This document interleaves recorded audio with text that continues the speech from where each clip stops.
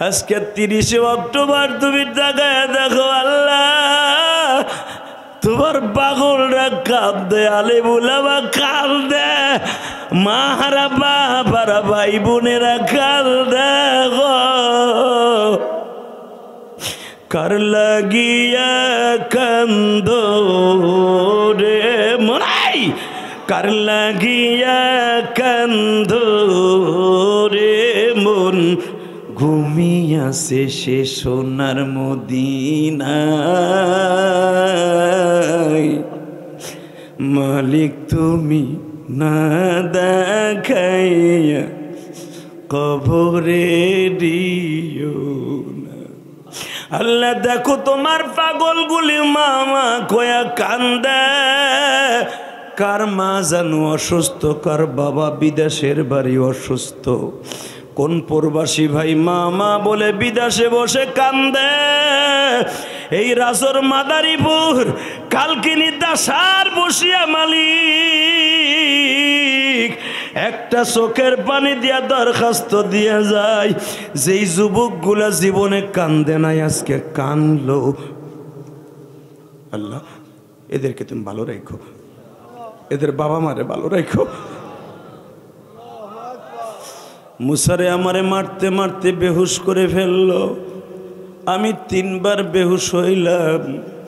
4বার যখন আমার বগলের নিচে হাত দিয়ে তারা খাড়া করে, আমার পাও 2টা রক্তের দ্বারা আটকে গেছে রে মুসা। আমার জুতাটা সিমেন্টের মতো আটকে গেছে পায়ের সাথে। লুলা মানুষের মতো হেঁচড়াইয়া তারা আমার টানে। মুসা আমার পায়ে কোনো শক্তি নাই, রক্ত পড়তে পড়তে আমি ক্লান্ত হয়ে গেছি। একটা বাগানের কাছে তারা আমারে মরা মানুষের মতো ফেলে রেখে দিয়ে গেল। আমি বেহুশ অবস্থায় একজন গোলামের ক্ষেত আঙ্গুরের বাগানে যাইয়া বললাম, তোমার নাম কি? আদ্দাস। আমার নাম আদ্দাস। আপনি কেমনে জানেন গো? তুমি নবী হারুন আলাইহিস সালামের বংশের মানুষ। তাই আমি মার খাবো, হারুন নবীর বংশের মানুষের বাগানে আশ্রয় নিব। এটা আমি ভবিষ্যৎবাণীতে আমারে আল্লাহ আগের থেকে জানাইছে। আদ্দাস নবীর বুকের মধ্যে হাত দিয়ে বাবা এখন চিল্লানি মারবা। নবীরে যখন বুকে নিয়ে কান্দে, আমার নবীরে বাবা 1 থোকা কালো আঙ্গুর, সাদা আঙ্গুর, শক্তিশালী আঙ্গুর এইভাবে চিপুর দিয়ে বাবা প্রায় আধা মগ আঙ্গুরের রস বাইর করিয়া তার ভিতরে 2 ফোঁটা বাজান মধু দিয়া যখন আমার নবীর কাছে আনছে, এবার একটা লাভ দিবা আমার কলিজার টুকরা ভাইরা। নবীর আজকের আগুন দিয়া কলিজাটা এখন লাভ মারবা। যখনই ওই মধু মিশ্রিত আঙ্গুরের রস নবীর ঠোঁটের কাছে আসছে, বাবা কাটা জায়গায় যদি বাবা কোনো রস লাগে মনে হয় কলিজাটা ছিঁড়িয়ে যাবে। কারণ আমার নবীরে প্রথম তায়েফের মাঠে একটা ছেলে ঘুষি দিয়া এই ঠোঁটটা ফাটাই দিছিল বাবা। ওই ফাটানো ঠোঁটের মধ্যে যখন আঙ্গুরের রসটা লাগছে গো, নবী আবার শিক্ষার দিয়া বলে, আদ্দাস রে এত যন্ত্রণা আঙ্গুরের রসের মধ্যে।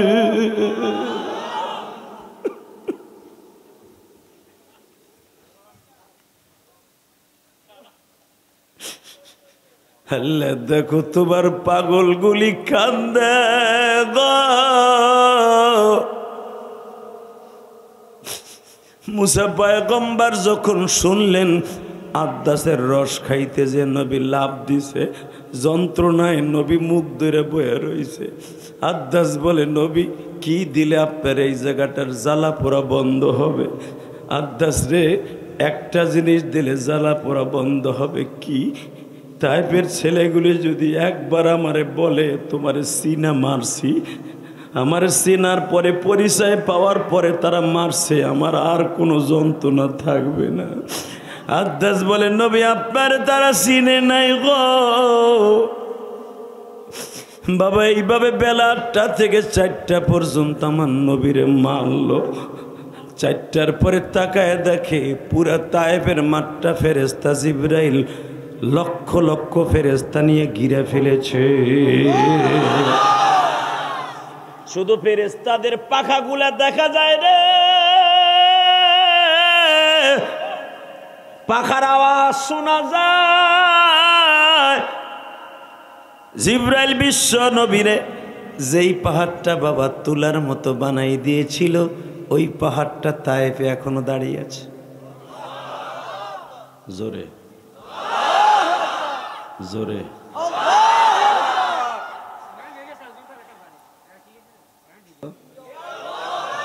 দেন, আল্লাহর জোরে একটা ডাক দেন, ডাক দেন। আজকে 30শে অক্টোবর আল্লাহকে একটা ডাক দিয়ে দেখাইয়া দেন। এত বৃষ্টি হওয়ার পরই মাহফিল হবে কোনোদিনও কল্পনা করে দেন। জোরে একটা ডাক দেন, ডাক দেন। 30 অক্টোবর দাও আল্লাহকে জোরে একটা ডাক দাও, ডাক দাও, ডাক দাও, ডাক দাও, ডাক দাও, ডাক দাও, ডাক দাও, ডাক দাও। নিজের হাতে বান্দা তুমি বানায়া কোনদিন মাফ না করে পারবে। তুমি যদি মাফ নাই করবা মৌলা বান্দারে,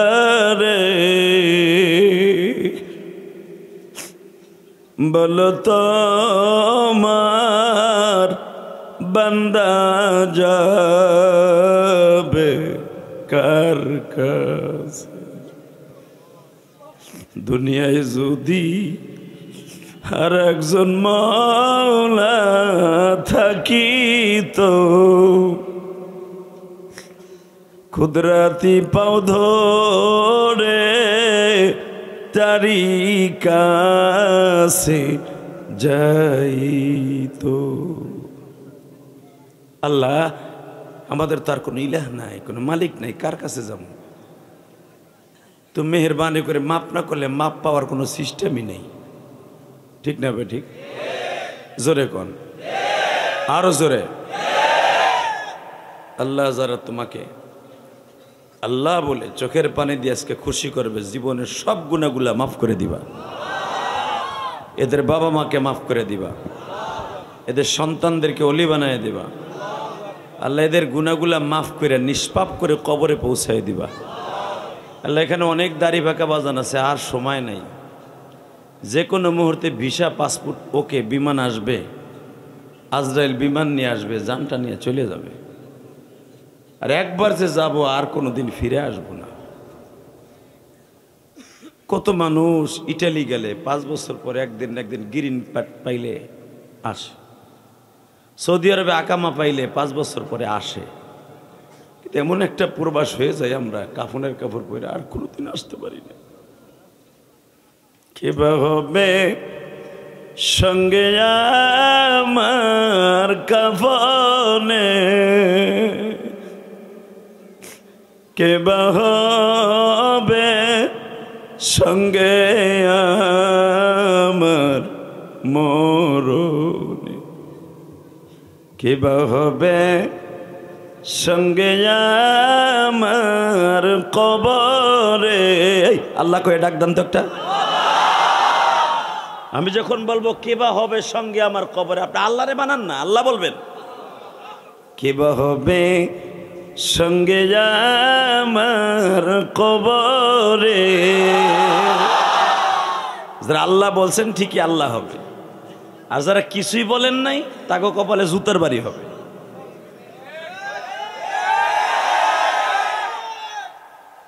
কথা বলেন না কেন?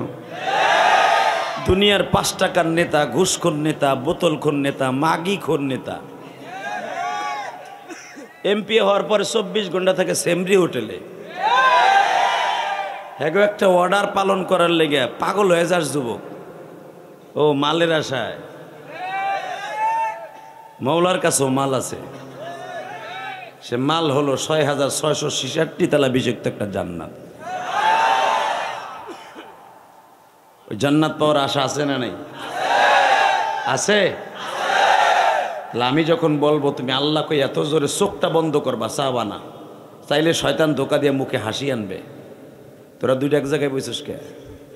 ফারাক তোকে শয়তানে কুরুত দিতেছে, হাসি কে মুখে? ভয় নাই মরণের? তোর মতো কত পুরুষ আমার গ্রামেরই কয়েকটা ছেলে এই যে রাগ দিনওয়ানের ইটালি যাওয়ার সময় লিবিয়ার থেকে মরে গেছে গা, বিয়ে করে থুয়ে গেছে, ছোট্ট ছোট্ট একটা বাচ্চা লাত্তি উষ্টা খাইতেছে, বাপ সাগরে খাইয়ে লেছে। কিসের বাহাদুরি দেয় সে যুবক? ইটালি যাবি, গ্রিন কার্ড পাবি, আইয়া একটা কঠিন টকটুকা কদুর ফুলের মতো একটা লেডিস নিবি, সব আশা ভরসা শেষ লিবিয়ার সাগরে। কথা বলো না কেন?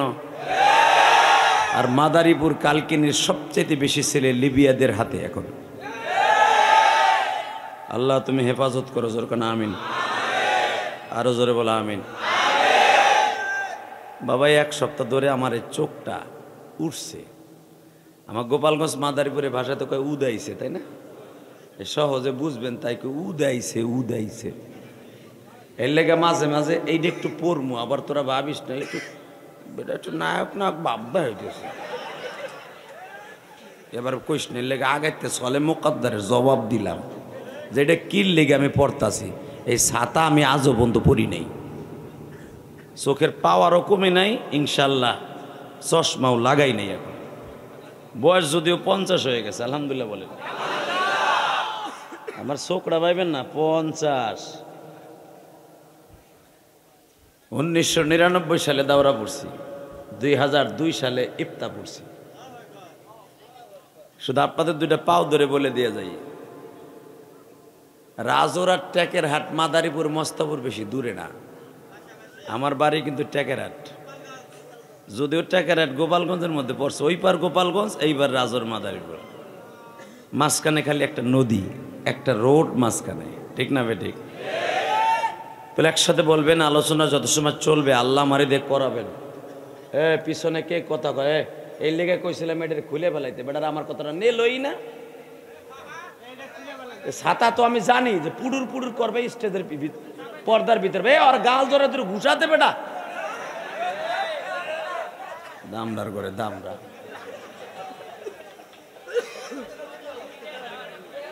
খুললো বেটা বোরকা খোল, বউরে বোরকা ভরানো হলে বুক কমরাতে। আমি তো জানি, এই জন্যই প্রথম বইয়েই কিন্তু এটার খুলতে কইছে বোরকাটারে। আল্লাহ হেফাজত করুক, জোর কানা আমিন।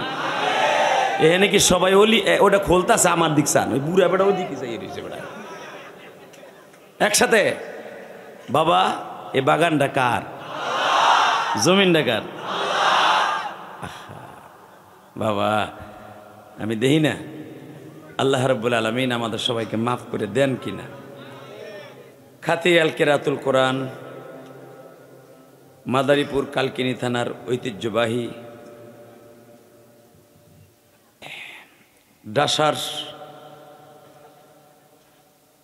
এই ঐতিহ্যবাহী মাদ্রাসার সম্মানিত আজকের মাহফিলের সভাপতি জনাব আলহাজ সিরাজুল ইসলাম কে? মাশাআল্লাহ, আপনি আমার বাড়িতে দেখতে গেছিলেন না? আল্লাহ, উনি আমার গ্রামের বাড়িতে, আমি একটা আমার মান নামে মহিলা মাদ্রাসা করতেছি, জাপানি বাড়ি সিস্টেম। এটা যে কেউ দেখলে কইব মোল্লা গো সহজ আছে। আমি শুধু আমার ওই মাদ্রাসার ডেকোরেশন করতেই লাগবে বেড়ে 50 লাখ টাকা। তা দিয়ে বেড়ে আপনার এই খাটিয়ালে একটা বিল্ডিং হয়ে যাব, খালি নকশা করতেই লাগবে। আলহামদুলিল্লাহ বলেন। যদি কেন এত পুষ্পাসের কি দরকার আছে? ও তোমরা কয় বেটা করবা ইটালির টাকা দিয়া, আর আমরা করতে পারবো না। না আমাকে ওরা দেখলে ঘুরা কিরমিতে কামড়ায়। তোমার টাকা দিয়ে তোর করি নাই, আমার রক্ত পানি করে পয়সা দিয়ে করছি, ঠিক না বেঠিক? আমি তো তোমার কাছে 1 টাকা চান্দা নিয়েছিনি। এই যে মসজিদ করছি ঢাকা কেরানীগঞ্জে 4 কোটি টাকা খরচ করে, কোনো বড় মেয়ের কই নেই 1 বস্তা সিমেন্ট দেন আমারে। নিজের রক্ত পানি করে পয়সা দিয়ে কোটি কোটি টাকা খরচ করে মসজিদ বানাইছি। আলহামদুলিল্লাহ বলেন। অতএব সবার কাছে দোয়া চাই। আজকের মাহফিলের সম্মানিত সভাপতি খুব ভালো মানুষ, উনি আমার এই বাড়িটা যখন দেখতে গেছে উনি আশ্চর্য হয়ে গেছে যে এত সুন্দর বাড়ি, এত সুন্দর প্যালেস, 40% উপরে। আলহামদুলিল্লাহ বলেন। আল্লাহ যেন কমপ্লিট করার তৌফিক দান করে। আজকের মাহফিলের যিনি আমার আগে ওয়াজ করেছেন আমার অত্যন্ত বন্ধুবর মুফতি আলী আজাদ সাকাফি, ওর বাড়িও কামরঙ্গের চর, ও শরিয়াতপুরের ছেলে, আর বাপ দাদার আমল থেকে ওরা ঢাকার এখন বাসিন্দা। আর বাবা একজন ঐতিহ্যবাহী একজন ব্যবসায়ী। আজকের মাহফিলে আরও ওয়াজ করেছেন মহসিন উদ্দিন আজাদি, আব্দুল হাকিম সাহেব সহ অনেক উলামা ইকরাম, মসজিদের আইমায়ে মাসাজিদ, অনেক মাদ্রাসার মুহতামিম, এবং সবচেয়ে বেশি খুশি হয়েছি ইসলামী আন্দোলন বাংলাদেশের স্বনামধন্য নক্ষত্রের মতো আপনাদের এলাকার কৃতি সন্তান, ইসলামী আন্দোলনের মনোনীত প্রার্থী, শায়েখে চরমনের হাতে গড়া প্রার্থী, অত্যন্ত মায়াবী চেহারার অধিকারী, ভদ্র এবং শিক্ষিত। বাংলাদেশে এমন এমপি হয়েছিল হাসিনার আমলে, হে সংসদে খাড়াই এমন কয়, মাননীয় স্পিকার শেখ হাসিনা সাহেবের কাছে, মানে হেরে লেখ কে দেশে এই বিডিআল 2 পাস 2 কাগজে লেখ কে দেশে আর পিএস তাও পড়তে পারে না, দেখেন নাই, তাও বানান করে পড়ে বরিশালের এভাবে পড়ে। বর্তমানে আর ওই এমপিগিরি কেতানের টাইম নেই। এবার যারা সংসদে যাবে কমপক্ষে কামেল পাস, নয় দাওরা হাদিস পাস, নাহলে মাস্টার্স পাস, বাধ্যতামূলক এইচএসসি পাস অর্থাৎ আইএ পাস হতেই হবে, টোটাল জামানত বাদ। অতএব ওই মমতাজের মতো নটটুকি আর সংসদে যেতে পারবে না। মমতাজ হুদের 3 পাস ছিল, 3 পাস। তো যাই হোক, আল্লাহ রাব্বুল আলামিন আমাদের সবাইকে কবুল করুক, যেরকম আমিন। আলোচনা যত সময় চলবে আপনারা থাকবেন তো ইনশাল্লাহ? সবাই থাকবেন? কেউ ভাগবেন না তো? নামান হাত। সবাই থাকবেন? সবাই থাকবেন। আল্লাহকে হাত উঠাই দেখান তো কে কে ভাগবেন।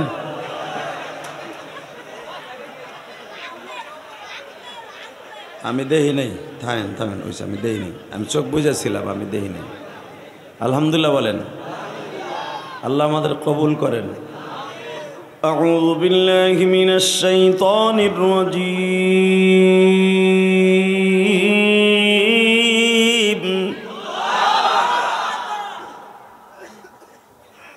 বিসমিল্লাহির রহমানির রহিম।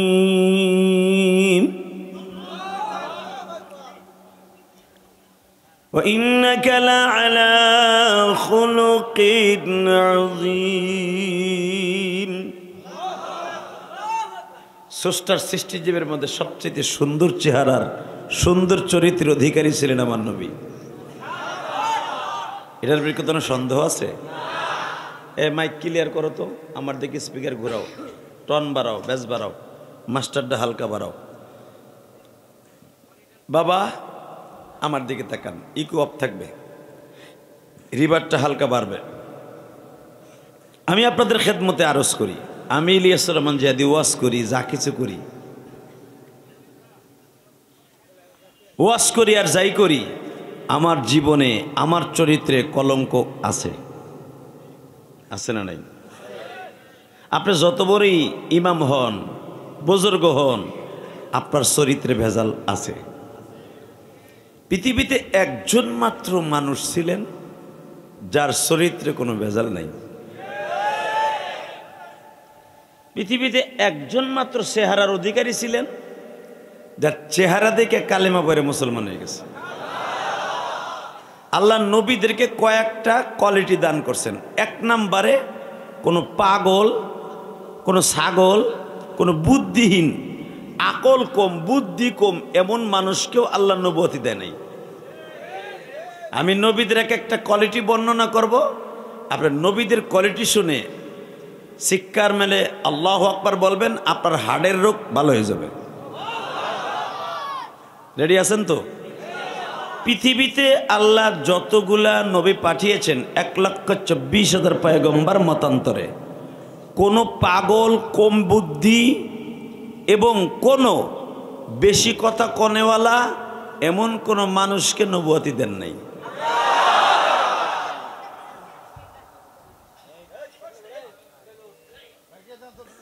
না না না, ওরা বাইর করে দিবেন কেন? আপনি একটা কাজ করেন, আপনার পিছনে এই লাম্বাটারে একটু নিন, দুইটারে দুই প্রদেশে ফেলেন, আদম আর হাওয়ার মতো। 300 বছর হইলে বইয়ে থাক, মার হাবা বলেন। তারপরে তো দুই কানাই রয়েছে, ওই যে ওইটা না, ওইটা না, ওই যে আর একটা ব্যাটারি যে পিছনে চাচার সামনে, ও থাক, ও ভদ্র ছেলে, আলহামদুলিল্লাহ বলেন। আর চেহারাই বলে ভদ্র, এইটা একটু বেখাউস। তুই পিছনে দিক চাবি না, আমার দিক চাবি তো চাবি, তাহলে বোতল মার মতরে আজকে তুই ডিস্টার্ব করে লেলে বেটা 5টা মিনিট আমার নষ্ট করলি। আল্লাহ আমাদের হেফাজত করুক, জোর কেন আমিন, আরো জোর কেন আমিন। বাবা, ক্ষমতার মালিক কে? রেজেকের মালিক। কেউ যেটা পারে না পারে কে? কেউ যেটা বোঝে না বোঝে কে? কেউ যেটা চেষ্টার পরও ফেল করে, তিনি ফেল করেন না, উনি কে? উনি বলেন, আমি দুনিয়ায় কোনো পাগল, কোনো কম বুদ্ধি এবং কোনো গরিবের ঘরে আমি কোনো নবী পাঠাই নাই। এখন আপনি প্রশ্ন আসতে পারে, তা আমার নবীও তো গরিব ছিল। তুমি চান্দু চাচা জানোই না যে আমার নবীর কত সম্পদ আছিল? আস্তে কথা কইলে লুলা হইয়া মরবি। আমার নবীর যে কত সম্পদ আছিল, খালি শুনছেন নবী 70 তালি দিয়ে জামা গায়ে দিছে, এটা টাটকা ফরমালিন যুক্ত মিথ্যা কথা। তার নবীর আল্লাহ এমন সুরাতে রাস্তা দিয়ে হাঁটায় নাই, ইহুদিরা দেখে কবে দেও না, এ বলে নবী জামা পিছনে দিয়েছে, এরা লুঙ্গি হইয়া পড়ছে, ময়লা না। আমার নবী বুখারীতে আসছে কিতাবুল লিবাস। আনাস ইবনে মালিক বলেন, রসুল গ্রীষ্মকালে অর্থাৎ শীতকালে নবীর গায়ে 200 উট বিক্রি করে একটা জুব্বা থাকতো। 200 উট এই জামানায় প্লাস মাইনাস করে দেখা গেছে 200 উটির দাম অন্তত 10 কোটি টাকা। হ্যাঁ সুবহানাল্লাহ, বোর কাছে যে কইও। সৌদি আরব 1 বোতল মাম পানির দাম পড়ে বাংলাদেশে, ওই দেশের যদি 1 রিয়াল হয়, বাংলাদেশের পরে 33, আর বাংলাদেশে আধা লিটার পানির দাম হলো 15 টাকা। আর সৌদি আরব কত? 33 থেকে এখন 35 টাকা। তাহলে আধা লিটার একই, এই বোতলটা দেখেন, এই ডুক বোতলের দাম বাংলাদেশে 15 বা 20 টাকা, আর সৌদি আরব হলো প্রায় 40 টাকার কাছাকাছি। এখন যদি কেউ চিন্তা করে 40 টাকা দিয়ে আধা লিটার পানি কেমন, দূর খামু না, শীতই হইয়ে থাকে যে জমজমি খামু নেই, কথা কন না কেন? অথবা হোটেলের ভিতরে যে দমকল ছাড়লে পানি পরে ওটা খায়, 3 দিন খাবেন, পরের দিন পেটের ব্যথায় কিডনি বাদ হয়ে যাবে। কারণ সৌদি আরবের লাইনের পানি খাওয়া যায় না। বাজান এবার আমার দিকে তাকান, সৌদি আরবের উটের দাম যদি 10 কোটি টাকা খরচ করে আমার নবী একটা পাঞ্জাবি বানায়, বাবা বুঝিয়ে এলেন, আমার নবী ওই পাঞ্জাবিটা গায়ে দিয়া যখন যুদ্ধের মাঠে যাইতো, বেঈমানগুলো একজন আর একজনের কানাঘষি করে বলতো, তোমরা না বলছো মোহাম্মদ ফকির?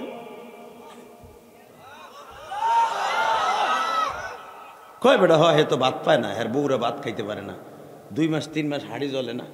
এই বকার ভোমবাকা মিথ্যা কথা কইতে জায়গা পাস না। তুই দেখতো যুদ্ধের মাঠে যত বেঈমান আছি আমরা, বিরোধী দল দেখতো, হ্যার জামার আমাগো সবগুলার জামা বিক্রি করলেও তার একটা জামার সমতুল্য হবে না। আমার নবীর উপরের সাইডটা ছিল পৃথিবীর শ্রেষ্ঠ, পেটটা ছিল গরিব। আবার নবীর উপরের দিক থেকে কেউ দেখলে কেউ ভাবতে পারতো না যে এই মানুষটার পেটে ক্ষুধা।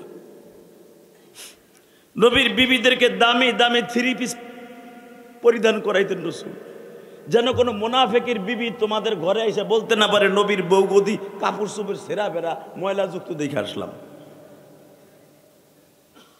কারণ যদি আমার নবী বাদশাহী চাইতেন, পুরা উহুদ পাহাড়টা হলো লম্বায় 14 কিলোমিটার, চওড়া হলো 11 কিলোমিটার, পুরা পাহাড়টা আমার নবীর জন্য আল্লাহ স্বর্ণ বানাই দেওয়ার টেন্ডার দিয়েছিলেন। 14 কিলোমিটার একটা স্বর্ণের পাহাড়, উঁচা হলো 550 ফুট। এত বড় একটা পাহাড় যদি সৌদি আরবের এই যুগে স্বর্ণ বানায় দেয়, কিয়ামত পর্যন্ত যদি সৌদি আরব না, সারা দুনিয়ার মানুষ স্বর্ণ বেচা বেচা ঘর বানাইতে চায়, উহুদ পাহাড় বেচলে তাই হয়ে যাবে। যারা উহুদ পাহাড় দেখেন নাই তাদের বোঝানো যাবে না। আপনারা হজ করতে গেছেন, উমরা করতে গেছেন, সামনের একটুখানি সাইড দেখছেন, এটা লম্বা দেখছেন? 14 কিলোমিটার লম্বা উহুদ পাহাড়টা। আমি প্রতি বছর উহুদ পাহাড়ের পিছনে হুদুদ হেরেম, অর্থাৎ মদিনায় হুদুদ হেরেম, ওই জায়গায় একটা বাজার আছে, বাজারটার নাম হলো সুগনাম। কি নাম? আমি এই 14 বছর ধরে সুগনামে ওয়াজ করি। উমরায় যতবার যাবো ওয়াজ করতে হইব, হজে গেলেও ওয়াজ করতে হইব। কারণ ওখানে আমার বাংলাদেশে অন্তত 22,000 বাঙালি এক মার কাটে। আরো জোরে, উহুদ পাহাড়ের পিছনের সাইডে। আমার দিকে তাকায় বলবেন, আমার নবী কোনোদিন কোনো গরিবের ঘরে আল্লাহ রাব্বুল আলামিন নবী পাঠান নাই। আপনি একটা নবীরে দেখেন, তার বাবা ভিক্ষা করছে, কথা বলে না কেন? কেন পাঠান নাই জানেন? আমার কাছ থেকে নেন। নবীদের কোনো দিক দিয়া আল্লাহ ছোট রাখে নাই যেন তারা টিটকারা মারবে। ইব্রাহিম আলাইহিস সালামের বাবা, আপনারা ভাবতে পারেন, সে ছিল নমরুদ্দার সবচেয়ে বড় বডিগার্ড, শেখ হাসিনার বাড়ির দারোয়ান, যে সারা রাত খালি শেখ হাসিনার দরজার কাছে পেপার আগাই দিয়ে খাড়ায় থাকতো। হে যদি হয় 400 কোটি টাকার মালিক। হাসিনা কইছে 400 কোটি টাকা, 450 তো পরে ফেলা হয়েছে রিমান্ডে নেওয়ার পরে। হাসিনার বাড়ি পেপার আগাই দিত, ওইটাই যদি হয় 400 কোটি টাকার মালিক, তো নমরুদ যে হলো পৃথিবীর খোদা, হ্যার মাথার উপরে যখন এইভাবে মূর্তিটা ধরতো, আর নমরুদ এইভাবে ইব্রাহিম আলাইহিস সালামের বাপের সামনে, আসলে সমস্ত মুফাসসিরগণ লেখেন এই সেজদা মূর্তিরে দেয়া হইতো না, ইব্রাহিম আলাইহিস সালামের বাপরে দেয়া হইতো। সুবহানাল্লাহ। বোর খেতার মধ্যে যাইয়া কইও, আস্তে কইবা, গালবে হইয়া মরবা। কারণ সুবহানাল্লাহ কার প্রশংসা? আলহামদুলিল্লাহ কার প্রশংসা? শেখ হাসিনা খালেদের প্রশংসা?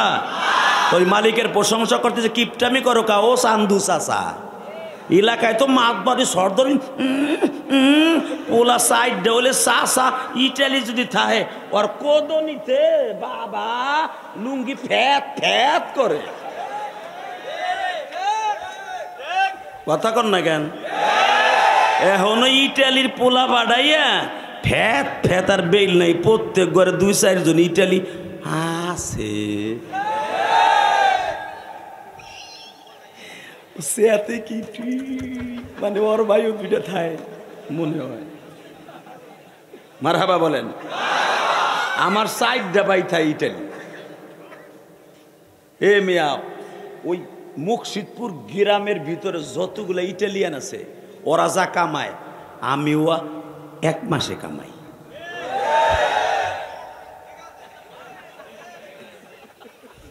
মারহাবা গন। আমার খালি ওয়াজের ব্যবসা, ট্রাকের ব্যবসা, মার্কেটের ব্যবসা, বাড়ি ভাড়ার ব্যবসা। আল্লাহ শুকর, আলহামদুলিল্লাহ বলতে পারলেন না? ওই আলেম ওলামা মিলাদ পড়ায় খাইবো আর ইমামতি করে 4,000 টাকা করে খাইবো।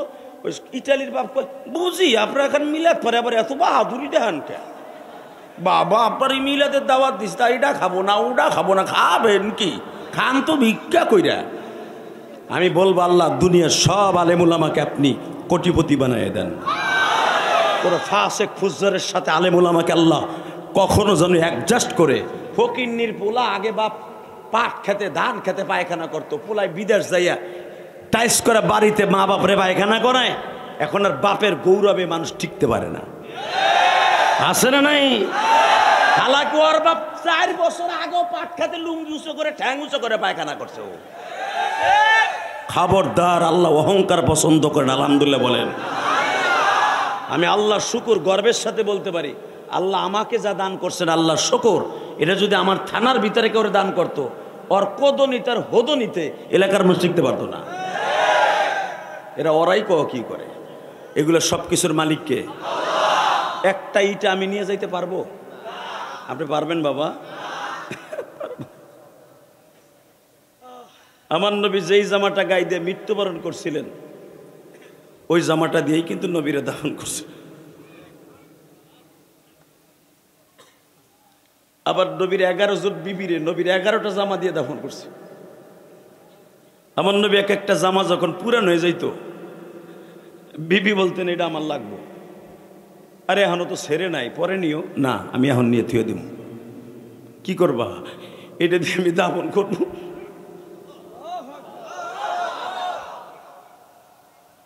নবীর জীবনের এই জামাগুলা স্ত্রীরা হাদিয়া নেয়ার সিস্টেম চালু করছে মা খাদিজা। বাংলাদেশের এক কুলাঙ্গার বক্তা, এলেম নাই কালাম নাই, কি করব নিজেও জানে না। মা খাদিজারে কি কয় জানেন? কয় হে জীবনে এক তো নামাজও পড়ে নাই, পর্দাও থাকে নাই, জাকাতও দেয় নাই। তুই জানোস না, তুই জানোস না মা খাদিজার ইতিহাস, তুই জানোস না। মা খাদিজার বাবা ওই জামানায় কোটি কোটি টাকা জাকাত দিছে। মক্কায় যত হাজিরা আসতেন সমস্ত হাজিদেরকে মা খাদিজার বাবা খায়লাত নিজের অর্থায়নে পানি পান করাইতেন। প্রত্যেকটা হজের মৌসুমে খাদিজার বাবা হাজিদের জন্য ওই জামানার হাজার হাজার দিনার খরচ করে হাজিদেরকে হাদিয়া দিতেন। খাদিজার বাবা দানও করে নাই, জাকাতও দেয় নাই। যার বাবাই যদি দান করে এত, খাদিজার নবীর গড়াইয়ে বুঝে আঙ্গুল চুষছে। যে সমস্ত অপ্রাসঙ্গিক কথা এগুলো বললে জনগণের নবীর উপরের মানুষের আস্থা নষ্ট হয়ে যাবে, ওটা বলা হারাম। মা খাদিজা নামাজ পড়ে নাই বেটা, ফরজ নামাজ পড়ে নাই। নামাজ ফরজ হয় নাই সেটা পড়ে নাই। তার নামাজ ফরজ হয়েছে 5 ওয়াক্ত। নবী হিজরাতের মাত্র 1 মাস আগে, কেউ বলে 6 মাস আগে, আর মা খাদিজা মারা গেছে 2 মাস আগে। মা খাদিজার ইন্তেকালের পরে নামাজ 5 ওয়াক্ত ফরজ হয়েছে। কিন্তু মা খাদিজা প্রত্যেক দিন 3 ওয়াক্ত নামাজ পড়তেন। কয়েকত? জোরে কন, আরো জোরে, জোরসে বলো, জোর হলো না। কয়েকত? 1 নম্বরে মা খাদিজা নামাজ পড়তেন জোহরের ওয়াক্ত, কারণ যেটা ঈসা নবীর পরে ফরজ ছিল। মারহাবা বললেন না? 2 নম্বরে মা খাদিজা পড়তেন আসরের নামাজ, ঈসা নবীর পরে ফরজ ছিল। 3 নম্বরে মা খাদিজা পড়তেন মাগরিবের নামাজ। কারণ আগের নবীর উপরে, কারণ মা খাদিজা ছিলেন, কারণ নবীর পরে তখন নতুন শরিয়ত নাজেল হয় নাই। ঈসা নবীর পরে যে শরিয়ত ছিল, যেরকম মুহররমের 10 তারিখ শাহরুল্লাহিল মুহররম, আফজালুস সিয়াম বাদার রমাদান শাহরুল্লাহিল মুহররম।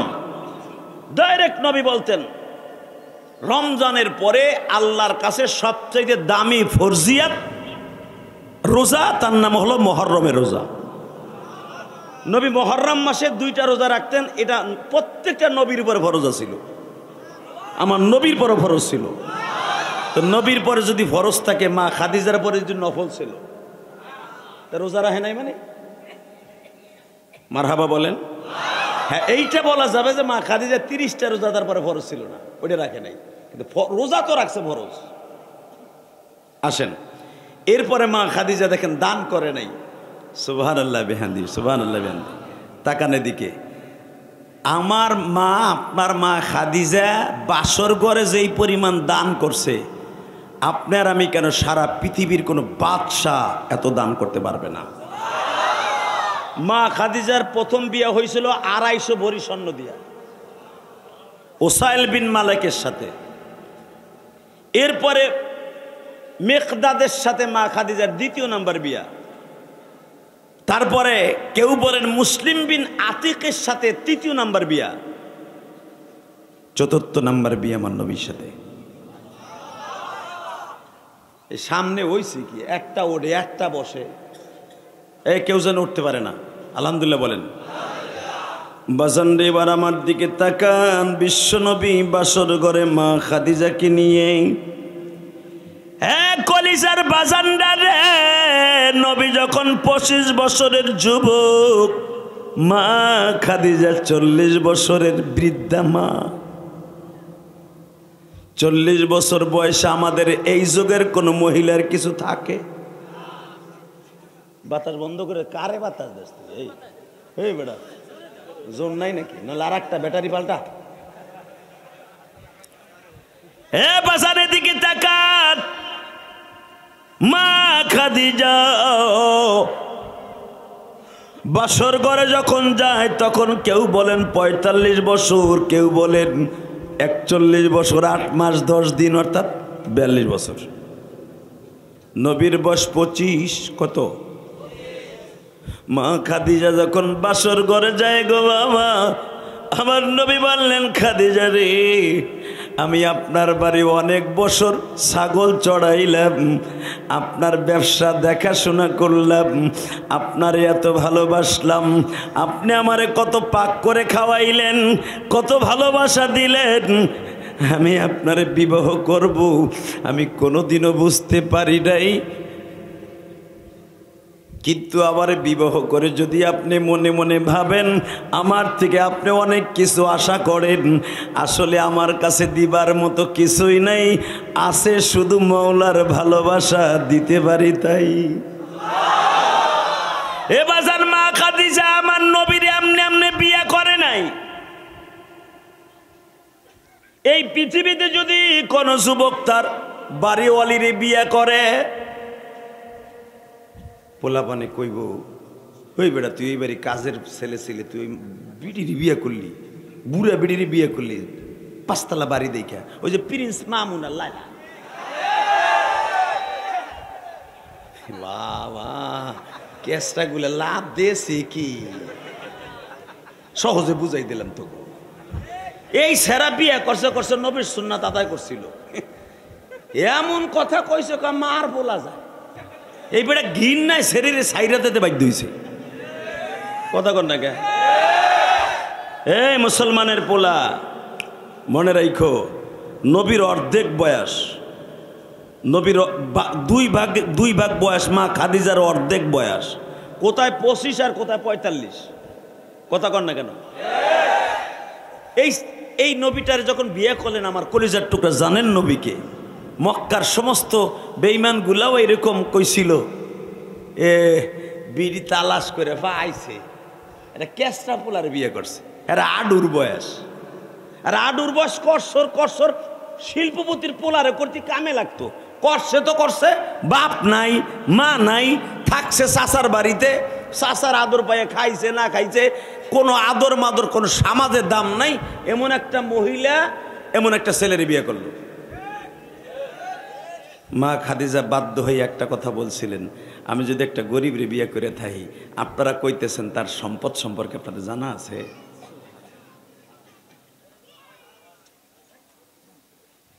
আবু জেহেল চট করে বলে ফেলছে, তার সম্পদ কি হইব, তার বাপ গাছে মইরাছে, ওরের সূত্রে কয় টাকাই বা পাইব।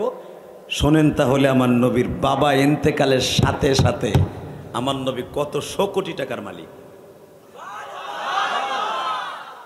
আমার নবীর চাচা ছিল 9 জন, বাপ ছিল 1 জন, 10 ভাই 6 বোন। আব্দুল মুত্তালিবের আব্দুল মুত্তালিবের ছেলে হলো 10টা, মেয়ে হলো 6টা। কত? 16টা ছেলে মেয়ে। আব্দুল মুত্তালিব যখন মারা যায় নবীর বয়স তখন 8 বছর 2 মাস 10 দিন। 8 বছর বয়সে আব্দুল মুত্তালিব সব সম্পদ পাই টু পাই ছেলেদেরকে হিসাব করে লিখে দিয়ে যায়। ওই সূত্রে, বাবার সূত্রে আমার নবী উট পাইছে 750। কয় বছর বয়সে? যাইস তুই 2 দিন পর ইটালি যাওয়ার নিয়ত করছ, যাইতে পারবি না কিন্তু দোয়া লয়ে যা। তাকানের দিকে 750 উটের মালিক 8 বছর বয়সে। নবীর যুগের একটা উটের মূল্য এই জামানায় যদি আপনার তুলনা করা হয় 1 কোটি টাকার কাছাকাছি। হিসাব করেন আমার নবী কত কোটি টাকার মালিক ছিলেন। আরো জোরে কোন এইটা পাইছে উট। নবীর যে দাদার বাড়ি এখন হাজিরা যেটা দেখেন মাউলুদুন নবী, যেই ঘরে নবী জন্ম নিছে, এই বাড়িটা নবীর দাদা নবীর নামে দলিল করে দিছে। হুজুরের 9 জন চাচার বাড়ি 9 জায়গায় ছিল। সে আবু তালেবের বাড়ি ছিল, আবু লাহাবের বাড়ি জাবালে কোবায়েসের ঢালুতে ছিল। এদিকে আমার দিক তাকাবেন, এখন চোখের পানি ফেলবেন। কার সামনে কি বলতেছেন? কোন পাগল ছাগলকে আল্লাহ নবীগিরি দেয় নাই। জোরে জোরে জোরে জোরে জোরে জোরে। এখন আমার ওই নবীর যদি বাংলার জমিনে কেউ গালি দেয়, নবীকে চরিত্রহীন বলে গালি দেয়, নবীর চরিত্রে কলঙ্ক দেয়, আমার এই নবীর যদি ইন্ডিকেট করে কেউ কথা কয়, ওরে জাগায় কোবায় মেরে ফেলবো, জাগায় কোবায় মেরে ফেলবো, ওরে জাগায় নাই করে দিব।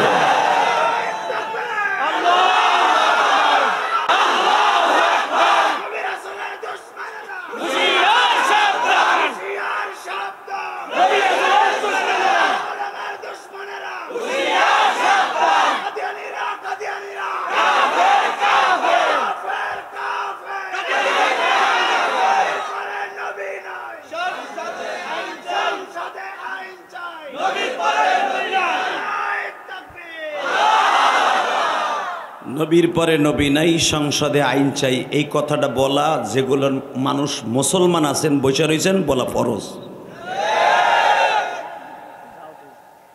নবীর পরে নবী নাই, সংসদে আইন চাই, এই কথাটা বলা প্রত্যেকটা মোমেনের জন্য ফরজ। কোনো সন্দেহ আছে? আপনার আমার জন্মের মধ্যে ভেজাল থাকতে পারে, কারণ আপনার আমার আসল বাপকে জানে আমার মায়। আর জাগো বাপ প্রবাসী, হেরা তো আরো ভালো করে পরীক্ষা করতে হবে। কারণ পরীক্ষার হার যেভাবে বাড়ছে, আল্লাহ সবার জন্ম ঠিক রাখুক। জোরে কেন আমিন, আরো জোরে। আজকে ফেসবুকে আমার একজন দেখাইলো, রাগ করেন না, বেড়াই থাই বিদেশ, 7 মাস পরে বিডি কয় আমার পেটে বাচ্চা। তা সাংবাদিকরা জিজ্ঞেস করছে, আজকে ফেস বাইরাইছে আমি আজকে। তা জিজ্ঞাসা আপনার স্বামী গেছে 7 মাস আগে, তা 5 মাসের বাচ্চা কেমন হয়? কথা কতির এটা।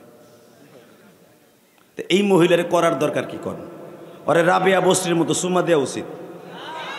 নাউজুবিল্লাহ বললেন না? সব কিছুর মালিক কে? আমি আমার মা বোনদেরকে বলবো, মা এই দুনিয়া থাকার জায়গা না। ইলিয়াসুর রহমান জেহাদির মা মাত্র 29 বছর বয়সে মারা গেছে। আমার বয়স তখন 12 বছর বয়স। আমার মার কত আশা ছিল, আকাঙ্ক্ষা ছিল, আমারে আলেম বানাবে, আমারে দেখবে, আমি মাদ্রাসায় পড়বো, মৌলানা হব, সব আশা লই আমার মা কবরে চলে গেছে। এমনকি নবীর মা আমেনারও আশা ছিল, আমেনা জানতো আমার এই ছেলেটা নবী হবে। আমেনার আশা ছিল হয়তো ওর বাবাটা মারা গেছে, ওর নবী হবে, ওর হাতে কালেমা পড়বো, এরপর আমি পড়বো। এই কথাটা আমেনা বলছিলেন আমার নবীর বাবার কবর দেখার সময়, যখন আমার নবী উঠে সইরা মার পিছনে বসা, আমেনা সামনে বসা, আর এক রাবাত আসছে নবী সামনে বসা, মা পিছনে বসা, উম্মে আইমান দাসী তার পিছনে বসা, মাঝখানে আমার নবী বসা।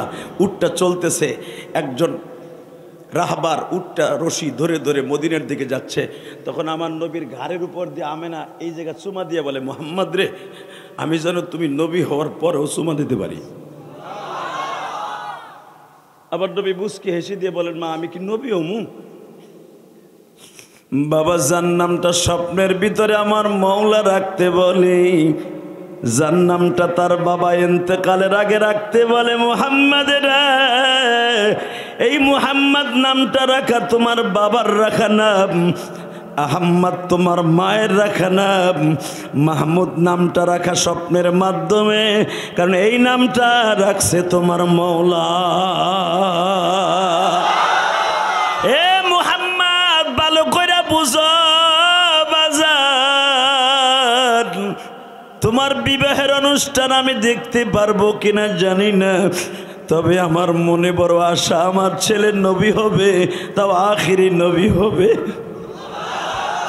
বাজার আবার দিকে দেখান, খাসায়েসুল কুবরা নামক সিরাতের উল্লেখযোগ্য কিতাব।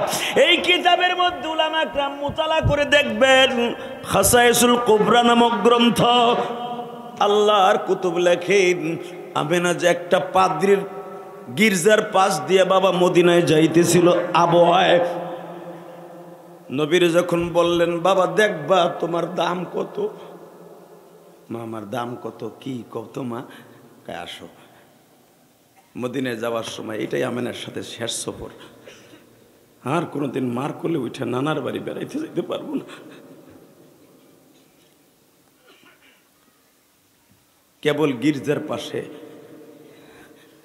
আমেনা নিয়ে একটা গাছের নিচে বইছে।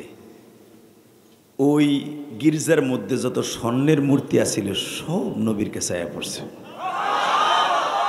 নবীর কাছে আয়া মানে হাইটে আসে নাই, সমস্ত মূর্তিগুলা জমিনে পড়ে গেছে। খালি যে বলছে তোমরা প্রতিমা, তোমাদের সামনে আজকে আসছে নবী মুহাম্মদ রাসূলুল্লাহ। কথাটা বলতে দেরি আছে, মূর্তিগুলা সিজদায় পড়তে দেরি করে নাই। আমার নবী দৃশ্য দেখে বলে মা তাহলে কি ওরা আমার সিজদা দিল? রাসূল বলেন লান নাদউ মিন দুনিহি ইলাহান লাকাদ কুননা ইদান শাতাতা। মা পৃথিবীর কোনো মানুষকে সিজদা দেওয়া এটা জায়েজ নাই মা। কিন্তু নবীর বয়স তখন 6 বছর। কত? 6 বছর বয়সের থেকে আমার নবী দাওয়াত ও তাবলীগের কাজ করে।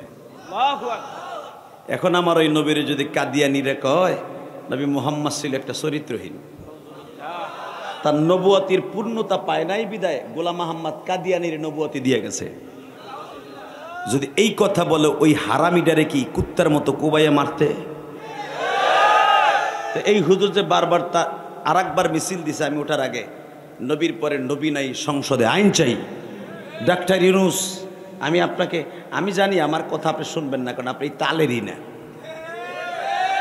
শেখ হাসিনা ভালো হোক আর খারাপ হোক, শেখ হাসিনা 24 ঘন্টা ওয়াজ শুনতো। কি লেগে জানেন? এই জন্য ওয়াজ শুনতো কে আমারে বাস দেয়, গরমটা দেয় না ঠান্ডাটা দেয়। এই বেটা তাও হনে না, কারণ এ তো এই দেশের নাগরিকই না। এই যে আমাকে সুদখোর চাচা ইউনূস, উনি কিন্তু এই দেশের নাগরিকই না। আপনি জানেন উনি আমেরিকান, লন্ডন, জার্মান, জাপান বহুত দেশে তার নাগরিকত্ব দিছে। আমার দিকে তাকায় থাকেন মুসলমানের পোলা।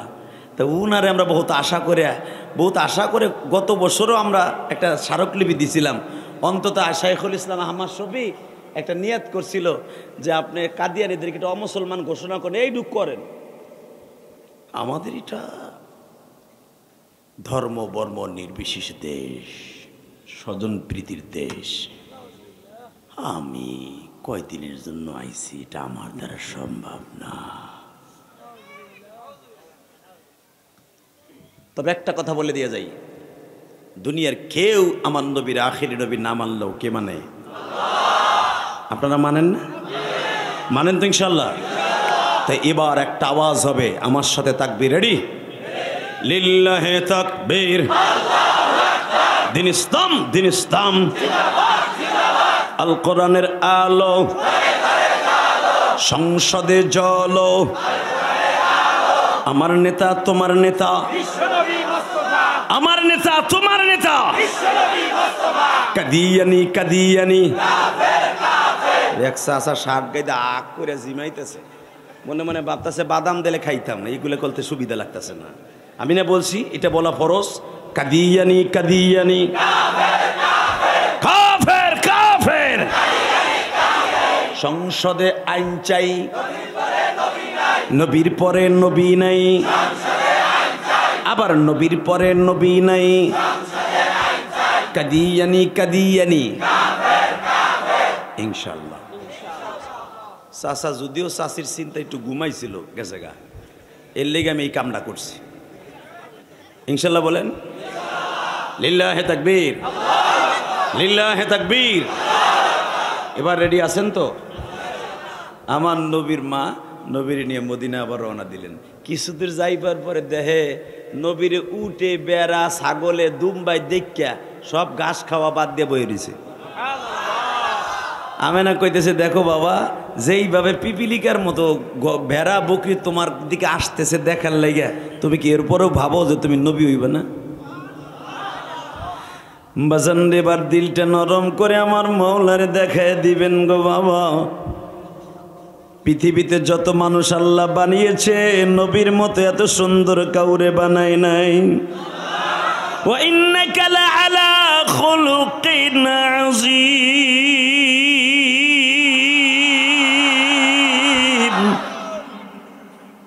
আমি স্রষ্টার সৃষ্টিজীবের মধ্যে সবচেয়ে সুন্দর চরিত্র, সুন্দর অভয় দিয়া আমি একজন মাত্র অনলি ওয়ান একজন মানুষ বানিয়েছি, সে হলো আমার কলিজার নবী, জানের নবী, নবী মুহাম্মাদুর সাল্লাল্লাহু আলাইহি ওয়াসাল্লাম।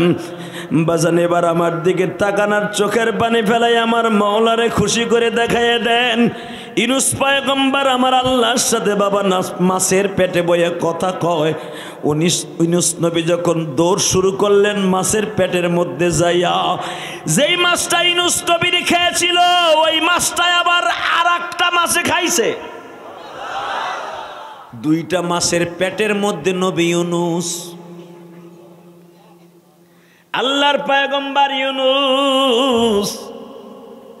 সূরা আম্বিয়ার মধ্যে দেখবেন মাছের পেটে যাইয়াই বাবা দৌড়াইতেছে। আল্লাহ সুবহানাল্লাহ, যারা আসতে কয় এগো বাড়ি ঘর তুমি চিনো। বছরে একবার এই মাঠে হয় ওয়াজ, বেটা সারা বছর তো সুবহানাল্লাহর দরজায় তালা মারছে তো মারছে, এই মাঠে আইয়াও মারছে। তুমি কিসের আশায় মুসলমান দাবি করো? চান্দু চাচা রেডি? আল্লাহর পয়গম্বর ইউনূস মাছের পেটে গিলার যাওয়ার পরে দৌড় শুরু করছে। তাহলে বুঝেন, যেই মাছটারে ইউনূস নবীরে খাইছে ওই মাছটা আবার আর এক মাছে খাইছে। তাহলে বুঝেন ইউনূস নবী ওই মাছের পেটে বইয়ে দৌড়ায়। ওই মাছটারে যে খাইছে ওই মাছের পেটটা কত বড়? পেটটা যদি এত বড় হয় তার বডিটা কত বড়?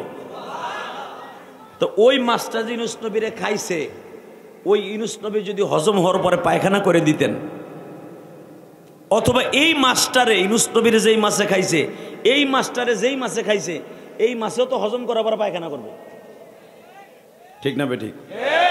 হয়তো ওই মাছটা হজম হয় নাই, ওই মাছটা ওরে ছাইড়ে দিছে, উগরাই ফেলে দিছে। এখন কানবেন, ইউনূস নবীরে যেই মাছে গিলছে ওই মাছরে যেই মাছে গিলছে ওই মাছটাও একাধারে 40 দিন ওই মাছের পেটে রইল। ও মরল না, ইউনূস নবীও মরল না। তাহলে মারার মালিক কে? পুলিশে, র্যাবে, কোনো মানুষে? কে? 40 দিন মাছও জীবিত, ইউনূসও জীবিত। ইউনূস আলাইহিস সালাম রে যেই মাছে গিলছে ওই মাছরে যেই মাছে গিলছে যখন আস্তে করে উটকি মেরে ফেলাই দিছে, যা তোরে বাঁচাই দিলাম, কারণ তুই আমার পেটে আসার পর আমি তোর হজম করতে পারলাম না। দেখবেন যার পেটের মধ্যে হজম শক্তি কমে যায়, ঘন ঘন বমি হয়, তাহলে বোঝা যাবে তার কিডনিতে সমস্যা, হজম শক্তি কমে গেছে। ওই মাছে মনে করছে আপনার কিডনি বাদ হয়ে গেছে, এত বড়টা গিলতে পারলাম কিন্তু হজম করতে পারলাম না। উটকি মেরে যখন বাইর করে দিছে ওই মাছেও দেখে এই যেটা আমার পেটে আইছে এটারও তো আমি গিললাম ঠিকই, হজম করতে পারতাছি না। হ্যার পেটেও যন্ত্রণা হওয়ার করে কয় পুত, হে উটকি মাইরা সরের উপরে ধাক্কা দিয়া করে দিছে। সূরা ইউনূস আম্বিয়ার মধ্যে আসছে, আল্লাহর পয়গম্বরকে যখন মাছ জিহ্বাটা ধাক্কা দিয়া করে দিছে, ইউনূস আলাইহিস সালাম পড়ছে এমন একটা জায়গায় দেখে সরের মধ্যে লাউ গাছ, কারণ লাউ গাছের ছায়া হলো অনেক ঠান্ডা। ইউনূস আলাইহিস সালাম 40 দিন থাকার কারণে খালি তার চামড়াটা ছুটে গেছে শরীর থেকে, চামড়াটা খালি নরম হয়ে গেছে, কবুতরের বাচ্চার মতো লাউ গাছের নিচে আস্তে কাইতুয়ে পড়ে রয়েছে। আল্লাহু আকবার বললেন না? বাজান রে শুধু ছোট দুইটা নরে, হাত পাও লড়ে না।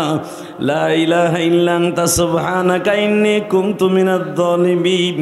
ফাস্তাজাবনা লাহু ওয়া নাজ্জাইনাহু মিনাল গাম্মি ওয়া কাযালিকা নুনজিল মুমিনিন। এই দোয়া পড়ে আর কান্দে আমার মালিক বলে, ইউনূস রে এই দোয়ার কারণে আমি কিন্তু তোরে মাছের পেটের থেকে বাঁচাই নাই। কেন বাঁচাইছি জানোস? তুই যখন মাছের পেটে দৌড়দৌড়ি করতেছিলি, পেটের মধ্যে ভাবতেছিলি আল্লাহ আমি বুঝি বাঁচবো না, আল্লাহ তুমি বাঁচানেওয়ালা, মারনেওয়ালা, পালনেওয়ালা, জীবিত রাখনেওয়ালা। ইউনূস তোর বিশ্বাস আমার পরে হয়ে গেল। ইউনূস তারপরে তুই একটা কথা বলে ফেলছিলি, মালিক রে আমার বাবা আদম যেই নামটার খাতিরে বাইসা গেছিল গুনার থেকে, ওই নামটাও আমি উচ্চারণ করলাম মুহাম্মাদুর রাসূলুল্লাহ। ইউনূস তুই ওই নামটা বলার কারণে আমি আল্লাহ তোরে বাঁচাই দিছি। ইউনূস পয়গম্বর বলে মালিক তাহলে একটা কাজ করো গো, যেই নবীর কারণে আমারে বাঁচাই দিলাম ওই নবীর একটা নজর আমারে দেখাইবানি। আল্লাহ বলে ইউনূস রে দেখাবো, অপেক্ষায় থাক। তোর আগের নবী ছিল মূসা নবী, সেও আমার নবীর দেখার জন্য বহুত দরখাস্ত দিছে, আমি তার দরখাস্ত কবুল করি নেই, তবে তোদের সাথে একবার আমার নবীর দেখা করাবো। তুই অপেক্ষা থাক রে ইউনূস, মূসা, ঈসা, ইব্রাহিম। বাজান যেই নবীরে দেখার জন্য দুনিয়ার সব নবী পাগল ছিল, যেই নবীর উম্মত হওয়ার জন্য দুনিয়ার সব নবী পাগল, আমার ওই নবীর যদি বাংলার জমিনে কেউ কটুক্তিমূলক কথা কয়, ওরে এই দুনিয়ায় বাঁচায় রাখবো না। আল্লাহ ওই নবীরে কবে দেখাইবা, কবে দেখাইবা? হঠাৎ করে মূসা আলাইহিস সালামের যন্ত্রণায় রব্বে কারিম বলতে বাধ্য হইলেন, এ মূসা রেডি হ, আজকে তোর সাথে আমার নবীর দেখা হইব। ইউনূস আজকে তোর সাথে আমার নবীর দেখা হইব। ইদ্রিস আজকে তোর আমার নবীর সাথে তোর চতুর্থ আসমানে দেখা হইব। নূহ আজকে তোমার সাথে প্রথম আসমানে আদম আলাইহিস সালামের সাথে দেখা হইব। তোমরা তো সব নবী আমার আসমানে আছো, সব নবীর সাথে আজকে দেখা হইব। কষ্ট হইতেছে? আর 5 থেকে 7 মিনিট কথা বল। কয় ঘন্টা?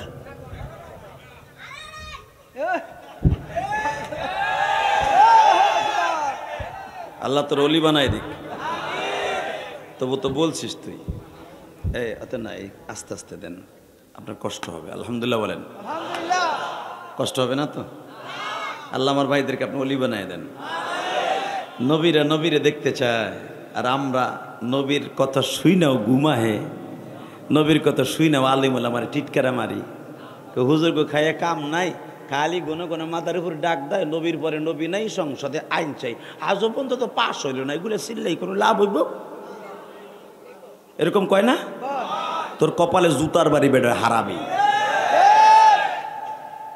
ও বানাও কেটে তো তোর দায়িত্ব না, তোর দায়িত্ব হলো মাদারি বুঝাইয়া পুরা বাইঙ্গা ছিঁড়ে ফেলা। লাউর দাম কমাবে, টাকি মাছের দাম কমাবে, মরিচের দাম কমাবে এই জন্য না, নবীর দাম বাড়াবে এই জন্য যেতে হবে। উলামা একরাম তোরে ডাক দেয় বেড়া, লাউর দাম আর কাঁচা মরিচের দাম বাড়াবার কমাবার জন্য নয়, আমার নবীর ইজ্জত বাড়াবার জন্য। আমার নবীর ইজ্জত নিয়ে যদি কেউ সিনিমিনি খেলে, ওর বেঁচে থাকার কোনো অধিকার নাই। মাদারীপুরের মুসলমান এই প্রস্তাবে কে কে রাজি আছো? আল্লাহকে তো হাত তুলে না। শুধু এবার আমার দিকে তাকাবার, কোনো দিকে তাকাবা না। এই ইদ্রিস আজকে তোকে দোয়া কবুল। মূসা পয়গম্বর অপেক্ষায় আছে, নবী আসতেছে আসতেছে, কখন আমার আসমানে আসবে।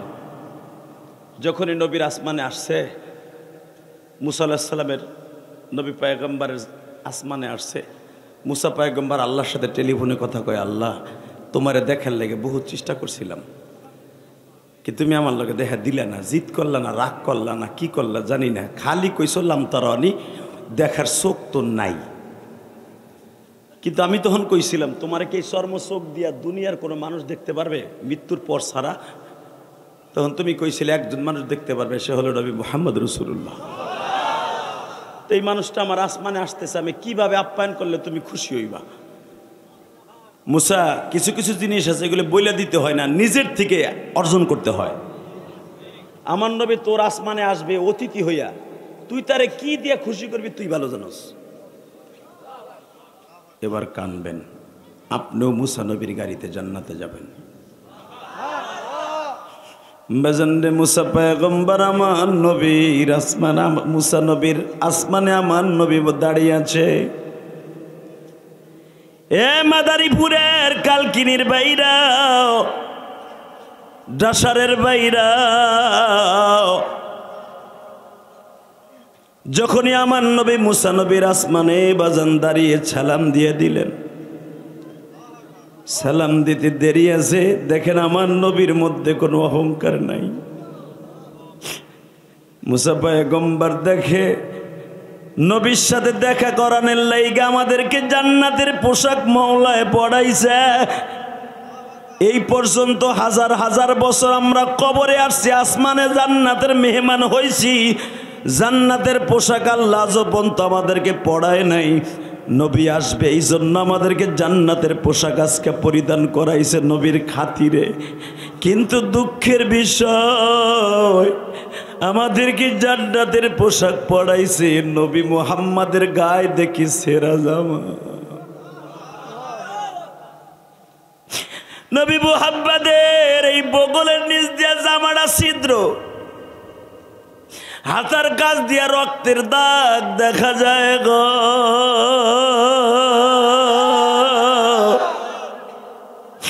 মওলার কারিশমা বুঝতে পারলাম না, আমাদেরকে জান্নাতের পোশাক পরাইলেন, আমার নবী আসতেছে। কিন্তু যারে আনলেন মেহমান বানায়া, প্রধান অতিথি বানায়া, তার জামায় রক্তের দাগ, তার জামা ঘাড়ের কাছ দিয়ে ছেঁড়া ফাটা। সে যে জুতা জোড়া পাই দিয়ে আসছে, ওই জুতার মধ্যে ময়লা রক্তের ছাপ, জুতের ফিতেটা অর্ধেক ছেঁড়ার অর্ধেক লাইগা রইছে। বুঝলাম না গো মালিক,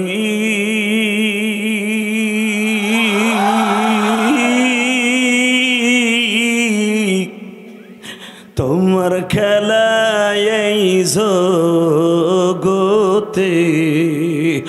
তোমার খেলা এই জগতে সবাই বুঝে না। কাউরে হাসাও, কাউরে কাঁদাও, কাউকে গাছতলা। আল্লাহ দেখো এই গভীর রাত্রে মাদারীপুর কালকিনি দাসারের বাইরা, যারা চোখের পানি ফেলায় এখন কাঁদবে গো মালিক, এদের মধ্যে কার যেন জনম দুঃখিনী মা নাই গো মা।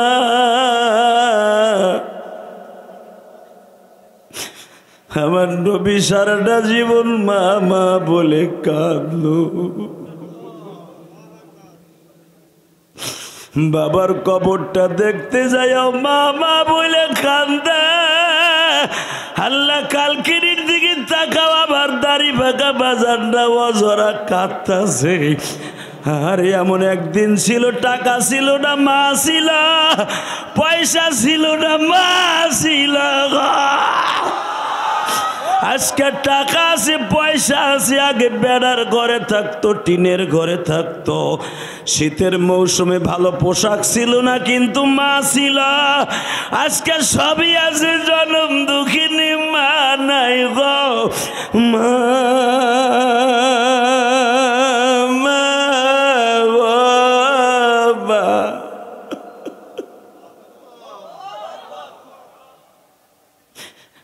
আল্লাহ যারা আমার নবীর কথা শুনে কাঁদবে, তাদেরকে ওলি না বানায় ময়দান ছাড়াইবা না।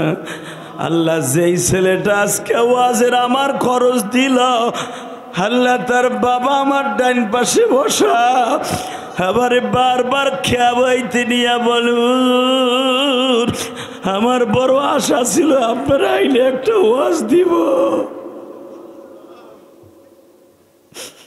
আল্লাহ তার ছেলে ইটালি থেকে খরচা ঠিকই দিল, এই মাঠে আসার সুযোগ হইল না। হয়তো যদি আজকে বাংলাদেশে ওই ছেলেটা থাকতো, আর দেখতো আর বাপসা সারা কান্দে আর বুকটা ভরিয়া যাইতো।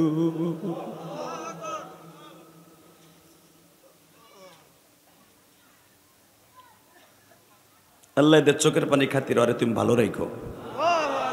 এরকম ওই যুবকটার মতো মাঝে মাঝে ইটালির সমস্ত যুবকদের কাজ করার তৌফিক দিও। বাজান এবার কানবেন, আমি দেখবো আশেকে রাসূল কয়জন আছে। যদি জান্নাতে যাইতে চান ডাইরেক্ট, আবার নবীর কথা শুনে অজরে কানতে থাকবেন, এই কলিজার মধ্যে একটা কোন একটা হিট মারবেন, হিট নবীর। সমস্ত নবী আপনার উম্মত হইতে চাইছে, কারো দোয়া কবুল হয় নাই, আর আমি গরিব মানুষ, এই ডাসারের একটা ছেলের কবুল হয়ে গেল যে আমি আপনার উম্মত। আল্লাহ উম্মত যখন বানাইছো মাপ না করে ময়দান থেকে বাসায় পাঠাবা না। এই কোরআন হাতে নিয়ে বলছি আজকে একটু জিদ করেন আল্লাহর সাথে। গুনাহ করছি, মাপ চাইছি, এই রাত পর্যন্ত বইয়া রয়েছি, কানতেও আছি। যে হাদি কইছে কানলেই বলে নবীর দেহা পাবো, যেই চোখ দিয়ে কানবো ওই চোখ দিয়েই বলে দেহা পাবো। আমার নবীরে আমারে দেখাইবা, আমারে দেখাইবা, আমার দেখা করাইবা, স্বপ্নের ভিতরে আমারে দেখা করাইবা, দেখা করাইবা। আর তোমার ওই পাগল নবীর উম্মতের পাগল নবীরে দেখা করাইলি বলে জান্নাত ওয়াজিব। কষ্ট হইতেছে? তাকান এদিকে, শুধু চোখের পানি পড়বে যুবক, আর কিচ্ছু পড়বে না। মুসা আলাইহিস সালাম দেহে আমাকে পরাইলো জান্নাতের পোশাক। এত বছর আমি মৃত্যুবরণ করছি, প্রায় ৩৫০০ বছর, ৩৫০০ বছর আমি আসমানে আইছি মইরা। আমার পরে ৩৫০০ বছর পরে নবী মুহাম্মদ আইছে। সে আল্লাহর বাড়িতে আজকে বেড়াইতে যাবে, দুঃখের বিষয় আমাকে সবাইরে জান্নাতের পোশাক পরাইলো তার শুভ আগমন উপলক্ষে। কিন্তু হেয়ারের দেহি পুরান জামা, জুতাটা পুরান, পাগড়িটা পুরান, রক্তের দাগ দেখা যায়। কারণটা কি? মুসা আলাইহিস সালাম একটু ভাবনায় পড়লেন, এখন কানবেন। একটা দৌড় দিয়ে মুসা পয়গম্বর নবীরে বুকের মধ্যে জড়াই ধরলেন। নবী একটা প্রশ্ন করতে চাইছিলাম, সাহস পাইতেছি না। আপনার শুভ আগমন উপলক্ষে ৩৫০০ বছর আমি জান্নাতে আইছি, কোনোদিন জান্নাতের একটা নিয়ামতও খাইতে পারলাম না, পোশাকও পরতে পারলাম না। এমন এখনো পর্যন্ত আল্লাহ আমাকে লগে দেখাও দিল। আপনার লগে দেখা দিয়া কিয়ামতের মাঠে আপনার উম্মতের লগে দেখা দিয়া ওই সমাবেশ আমাকে লগে দেখা দিব।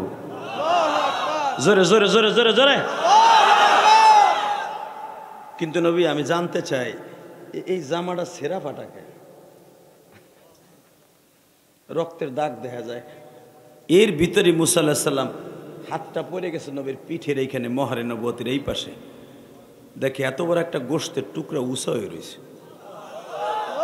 মনে হয়েছে আমার নবীর পিঠের মধ্যে বড় একটা বাগি হয়েছে, ভোরা হয়েছে। যখনই হাতটা পড়ছে নবী লাফ দিয়ে উঠছে। মুসা ওই জায়গাটা হাত দিস না, এখানে কি হয়েছে আপনার? মুসারে, আমি তোমার এখানে আসার 1 মাস আগে তায়েফের মাঠে গেছিলাম। হে মুসা, তুমি না জিজ্ঞেস করছো আমার শুভ আগমন উপলক্ষে জান্নাতের পোশাক পরাইছে, আমি চলে গেলে আবার জান্নাতের পোশাক খুলে নিয়ে যাবে? হে মুসা, যেই জামাটা দেখতেছো এই জামাটা গায়ে দিয়ে আমি তায়েফের মাঠে গেছি। কিন্তু আমি কি জানতাম রে মুসা, আজকে আমি শখ করে তায়েফের মাঠে রক্তমাখা জামাটা গায়ে দিয়ে ফাতেমার ঘরে ঘুমাইয়াছি। ফাতেমারে বলছিলাম, মারে আজকে সারাটা রাত আমি উম্মে হানির ঘরে থাকবো, আমার ফুফাতো বোনের বাসায় থাকবো, কারণ তায়েফ থেকে মাইর খেয়ে আসছি।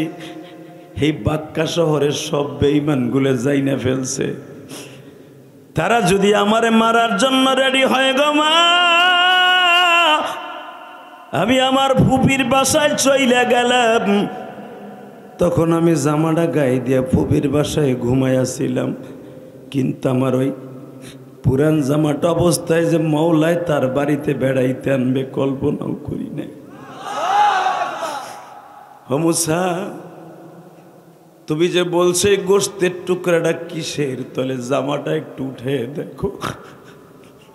বাজান আমি না বলছি নবীর কথা শুনে যাদের চোখে পানি আসবে গো,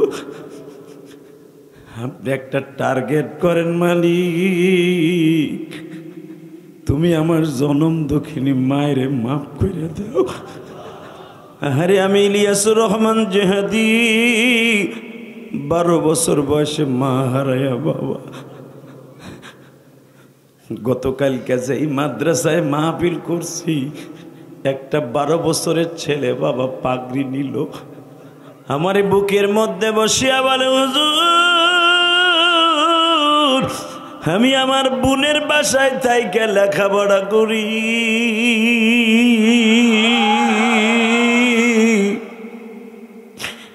আপনার মতো আমার মা নাই গো মা।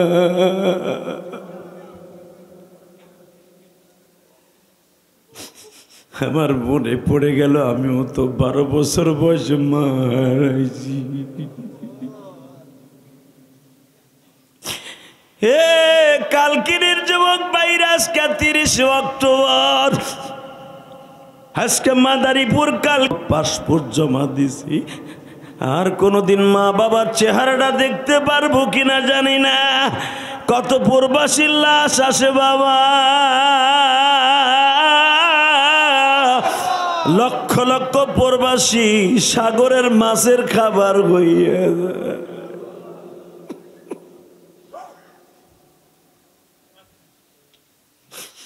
আল্লাহ আমার ভাইরা যারা সন্তান প্রবাস থাকে ইটালি, জার্মান, সৌদি আরব, কুয়েত, তাদেরকে ভালো রাখো আল্লাহ, তাদেরকে ভালো রাখো। কারণ আমি গত মাসে 6টা দেশ সফর করে উমরা করে আসলাম। আমার মাথায় যে চুল দেখতেছেন এটা উমরার চুল, আমি এখনো বেলেটও লাগাই নাই, কেসিও লাগাই নাই, এটা উমরার চুল। আলহামদুলিল্লাহ বলেন। এই যে আপনাদের এলাকার ছেলে উমরায় যে রিয়াদে, তার সাথে আমার দেখা, কষ্ট পেতেছেন? আর মাত্র 10 মিনিট কথা বলবো, আমার দিকে তাকাবেন আর কানবেন। কে কইছে আপনার গুনাহ মাফ হইব না? আমি কোরআন শরীফ ধরে বলে গেলাম আপনার গুনাহ আজকে মাফ হইতে হইব, মাফ হইতে হইব যদি চাওয়ার মতো আপনি চাইতে পারেন। নিজের অন্তরটারে মোমের মতো গালাইয়া গুনার চাকাটারে চাপ দিয়া, মধুর চাক চাপ দিলে যদি মধু বাইর হয়, তোমার গুনার চাকটারে একটা হিট দাও, চোখের পানি দিয়ে হিট দাও, কলিজার একটা চাপ দাও, চাপ দিয়ে গুনার চাকাটা ভাঙ্গে চোখ দিয়ে পানি হিসাবে বাইর করে দাও। কোরআন হাতে নিয়ে বলছি, গুনাহ মাপ, গুনাহ মাপ, গুনাহ মাপ, সব চাপ, জান্নাত তোমার জন্য ওয়াজিব, জান্নাত তোমার জন্য ওয়াজিব। গুনাহ মাপ, সব চাপ, জান্নাত ওয়াজিব।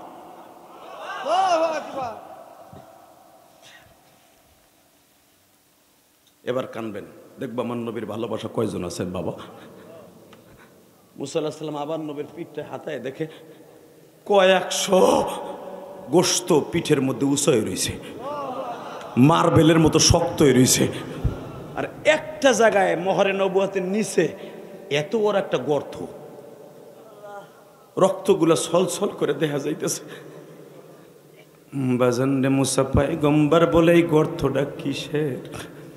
আমার নবী এই ঠোঁট দুটা বাসা মাছের মতো নাচে আর কয় মুসারে, তাইপের একটা ছেলে পাথর মারতে মারতে আমারে বেহুশ করে ফেলে। যখন আমারে উপরে পাথরের বৃষ্টি হইতেছিল, ওরা আমারে মাইরা তৃপ্তি মিটে নাই গো। হঠাৎ করে দেখি একজন শিল্পপতির পোলা ধান নিরানো, পাট নিরানো একটা কোটা দিয়া, লোহার কোটা দিয়া আমার পিঠের মধ্যে দৌড়াই এসে একটা কোপ দিল। কোপ দিয়াই শুধু সাইরা দেয় নাই, ওই লোহার কোটা দিয়ে টাইনা দর্শের মুসা। এ সরমনায় আল্লাহর পাগলের মুরিদেরাও, এবার আমার মাওলার একটু নাচানাচি করে দেখায়া দাও গো। আরে দুনিয়ায় কত গান শুনে নাচানাচি করছে যুবক, নবীর প্রেমের মিশকের আগুনের গান দিয়া কলিজা ঠান্ডা করিয়া ইশকের আগুন দিয়া নাচানাচি করে আরম্ভ করে দেখায়া দেয়। সরমনার মাঠে পাগলগুলা লাফায় আর চিল্লায় দৌড়ে দৌড়ি করে, কেন জানোস নি? এই পাগলগুলা আমার মাওলার সাথে প্রেম করতে করতে বাবা আল্লাহর পাগল হয়ে যায় রে, আল্লাহর পাগল হইয়া। আমারে সেই যুবকটা লোহার কোটা দিয়া কোপ দিয়া আবার টাইনা ধরছে, আমার গোস্তগুলা ভাগ হয়ে গেছে রে মুসা। জামার ওই ছিদ্রটা তুমি দেখতেছো? মুসা পয়গম্বর বলেন, নবী একটা বার ওকে আপনি বরদোয়া দিলেন? হ্যাঁ মুসা, আমি যদি বরদোয়া দিতাম তাই ফের একটা বেঈমানও বাঁচত না, কিন্তু আমি বরদোয়া দেই নাই মুসা। আল্লাহ দেখো তোমার পাগলগুলি যারা কান্দে গো, একটা বার হলো ওই চোখ দিয়ে নবীর রওজাটা দেখার তৌফিক দিয়ে দাও। আল্লাহ জীবনে কত কিছু চোখ দিয়ে দেখলে, তোমার জমি রেখে দেখাইবে না।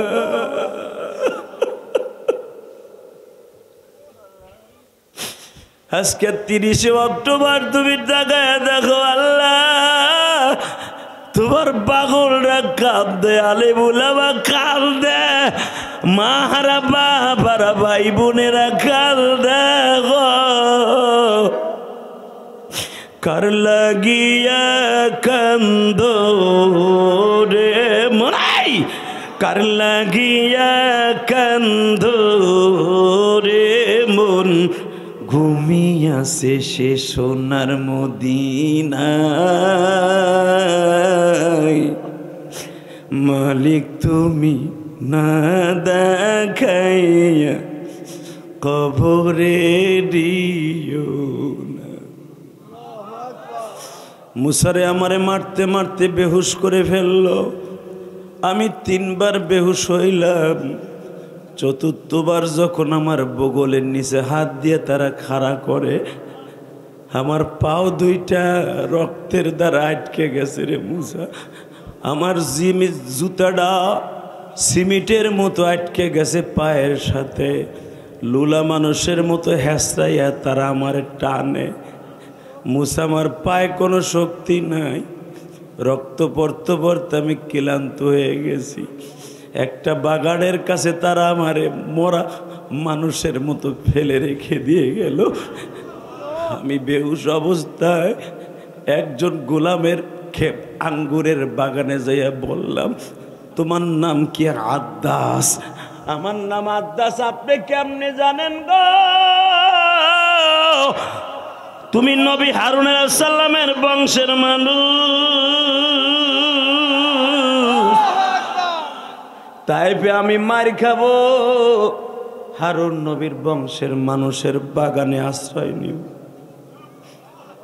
এটা আমি ভবিষ্যৎবাণীতে আমার আল্লাহ আগের থেকে জানাইছে। আদ্দাস নবীর বুকের মধ্যে হাত দিয়ে, বাবা এখন চিল্লানি মারবা। নবীরে যখন বুকে নিয়ে কান্দে, আমার নবীরে বাবা 1 থোকা কালো আঙ্গুর, সাদা আঙ্গুর, শক্তিশালী আঙ্গুর, এইভাবে চিপুর দিয়ে বাবা প্রায় আধা মগ আঙ্গুরের রস বাইর করিয়া তার ভিতরে 2 ফোঁটা বাজান মধু দিয়া যখন আমার নবীর কাছে আনছে, এবার একটা লাভ দিবা আমার কলিজার টুকরা ভাইরা। নবীর আজকের আগুন দিয়া কলিজার এখন লাভ মারবা। যখনই ওই মধু মিশ্রিত আঙ্গুরের রস নবীর ঠোঁটের কাছে আসছে, বাবা কাটা জায়গায় যদি বাবা কোনো রস লাগে, মনে হয় কলিজাটা ছিঁড়িয়ে যাবে। কারণ আমার নবীরে প্রথম তায়েফের মাঠে একটা ছেলে ঘুষি দিয়া এই ঠোঁটটা ফাটাই দিছিল বাবা। ওই ফাটানো ঠোঁটের মধ্যে যখন আঙ্গুরের রসটা লাগছে গো, নবী আবার শিক্ষার দিয়া বলে, আদ্দাস রে, এত যন্ত্রণা আঙ্গুরের রসের মধ্যে।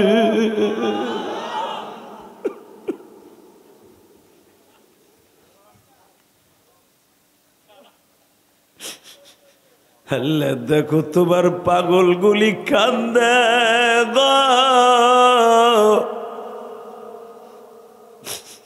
মুসা পয়গম্বর যখন শুনলেন আদ্দাসের রস খাইতে যে নবী লাভ দিছে, যন্ত্রণায় নবী মুখ ধরে বয়ে রয়েছে।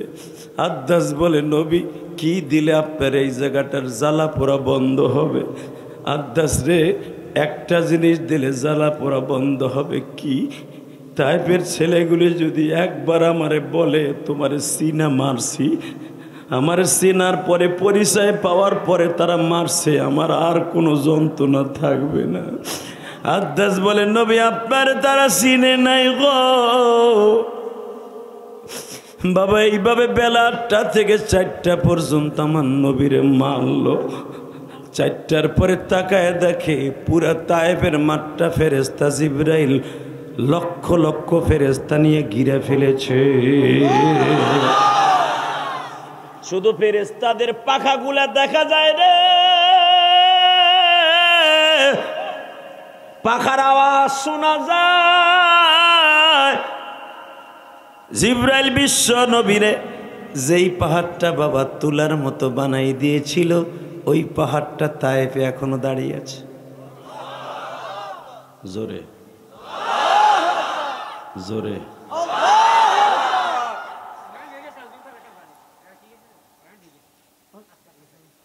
হ্যাঁ। যখন যেই পাহাড়টা তুলার মতো নরম হয়ে গেছে, নবীর শরীরের এমন কোনো জায়গা নাই পাথরের আঘাতে ছিদ্র হয় নাই, সালুনের মতো ছিদ্র হয়ে গেছে। কলই চালা, ধান চালা, শস্য খেসারি চালা চালনার মতো চাল্লি হয়ে গেছে। জিবরাইল ভাবছে নবী এই অসুস্থ শরীর নিয়ে শক্ত পাথরে বসতে গেলে কষ্ট হবে। পুরা 3.5 কিলোমিটার পাহাড়টারে জিবরাইল আল্লাহর হুকুমে তুলার মতো নরম বানাই দিছে। এখনো পর্যন্ত সেই পাহাড়টা দাঁড়িয়ে আছে।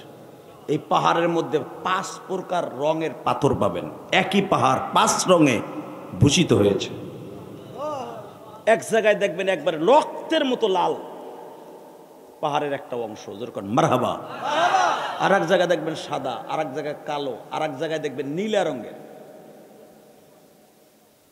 বাজানরা আমার দিকে তাকান, এই তায়েফের পাহাড়টা উল্লেখযোগ্য পাহাড়।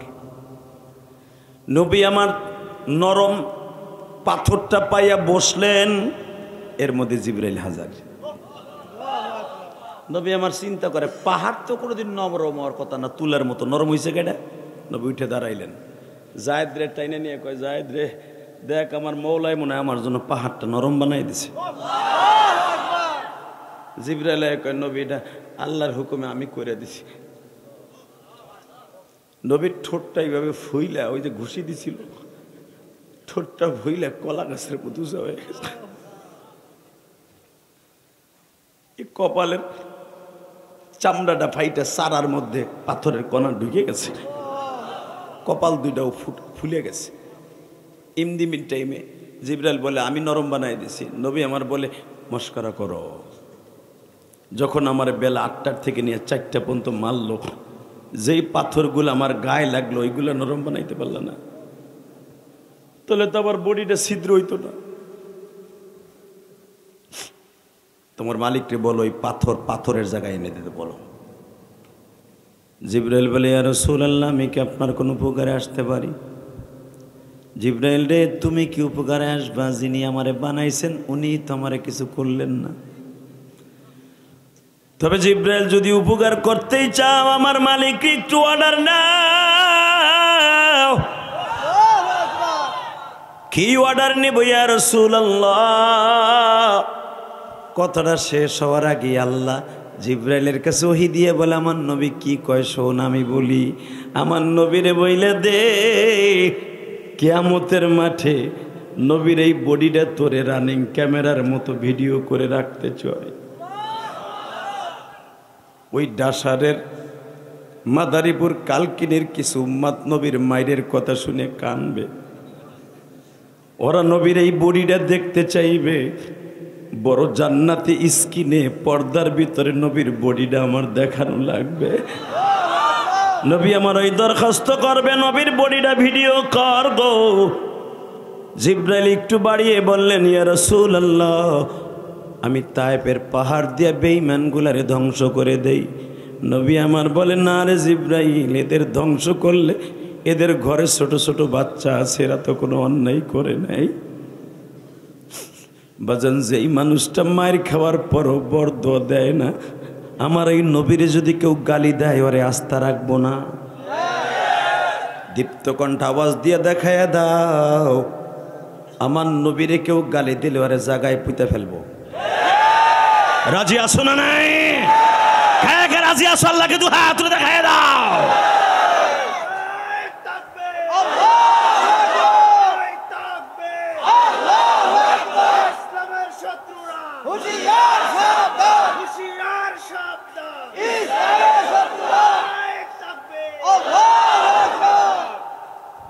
এই যে তাকবীরটা দিয়েছেন না, আমি কসম করে বলে গেলাম এই তাকবীরটা একদিন আপনার জন্য নাজাতের উসিলা হয়ে যাবে। দুনিয়ার কোনো বাদশার পক্ষে আপনি তাকবীর দেন নাই, একমাত্র আমার মালিকের বন্ধুর সামনে তাকবীর দিয়েছেন। বাবা, আমি আপনাদের কাছে দুইটা পাও ধরে বলে দিয়ে যাই, এই জমিনে যখন থাকতে পারবই না, থাকার কোনো সিস্টেম নাই, কবরের ঘরে যাইবার আগে ওইখানের বেডিং ঠেডিং, খাতা বালিশ, জগ মগ, খাতা বালিশ নিয়ে যাওয়ার দরকার আছে না নাই? দাওয়াত ও তাবলীগের কাজ করতে গেলে মগ নেন, প্লেট নেন, খাতা নেন, বালিশ নেন, শীতকাল হইলে কম্বলও নেন। কথা কন না কেন? তাহলে আপনি আর একটা দেশে যাইতেছেন, অচিন দেশে, যেই মাটির নিচের মানুষগুলো কেমন আপনি দেখেন নাই। একই কবরস্থান, আপনার মাও শুয়ে রয়েছে, আপনার বাপও শুয়ে রয়েছে, কিন্তু তাদেরকে যে আল্লাহ কি বানায় রাখছে, কুত্তা বিলাই বানায় রাখছে না শিয়াল বানায় রাখছে আপনি জানেনও না। আপনি কি জানেন এই হাদিসটা? এই মুসলমানের পোলা, দুনিয়ায় যেই সুরাতের যে থাকবে, যার মধ্যে কুত্তার স্বভাব থাকবে, কিয়ামতের মাঠে সে কুত্তার সুরাতে উঠবে, কিন্তু সে মানুষ। শোনেন না সর্বনাশ সাহেব এই ওয়াজটা বেশি করে? কেউ উঠবে শুয়ারের চেহারা লইয়া, কেউ উঠবে কুত্তার চেহারা লইয়া, কেউ উঠবে গরির সিংহলা চেহারা লইয়া, যে জায়গা জমি লইয়া খালি আইল কাটে, খালি ঠেলে, খালি ঠেলে, আল্লাহ ওয়ারে দুটো সিং বানাই দিবে কিয়ামতের মাঠে। এ মাইকের আওয়াজ বাড়াও, মাস্টার বাড়াও মিয়া। এই আপনি ভাবতাছেন এত সুন্দর আদম নবীর সন্তান আমরা, আমাকে কুত্তা বিলের চেহারা আল্লাহ কেন দিবে? তুমি যেই সুরাতে দুনিয়া কাম করবা ওই সুরাতে কিয়ামতের মাঠে উঠবা। হালাকে তোমারে মওলা অনেক আদর করে বানাইছে, এই আদরওয়ালা মানুষটা কুত্তার চেহারা হোক আল্লাহ কোনোদিনও চান না। তোমারটা তুমি করলে আল্লাহর কিছু করার নাই। কথা কর না কেন? আমি আপনাদের দুইটা পাও ধরে বলবো, কিয়ামতের মাঠে যেন আমরা নেক্সট সুরাতে আবার নবীর উম্মতের সুরাত উঠতে পারি। রাজি আছেন না? ওই নবীর সুরাত ওঠার লাগে কয়েকটা কাজ করতে হবে, করবেন তো? 1 নম্বরে 5 ওয়াক্ত নামাজ। উঠান হাত, উঠান উঠান উঠান উঠান। 1 নম্বরে কি? নামান হাত। 2 নম্বরে তাকানের দিকে, 2 নম্বরে বিবিকে পর্দায় রাখতে হবে, ছেলে মেয়েকে সুশিক্ষায় শিক্ষিত করতে হবে। ইদা মাতাল ইনসান ইনকাতা আমালুহু ইল্লা মিন সালাসা। রাসূল বলেন মরার পরে তোমার কিচ্ছু বাকি থাকবে না, সব বন্ধ, 3টা জিনিস ছাড়া। 1 নম্বরে, এ ভাই ঠিক হবে, রাখো, চিল্লাইও না, আলহামদুলিল্লাহ বলেন। 1 নম্বরে তোমার জীবনের ওই খাতাটাই খোলা থাকবে মরার পরেও।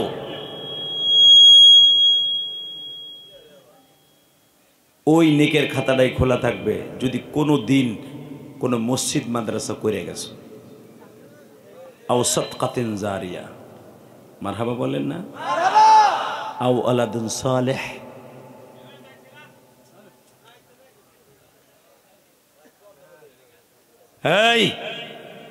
এই অফ করো।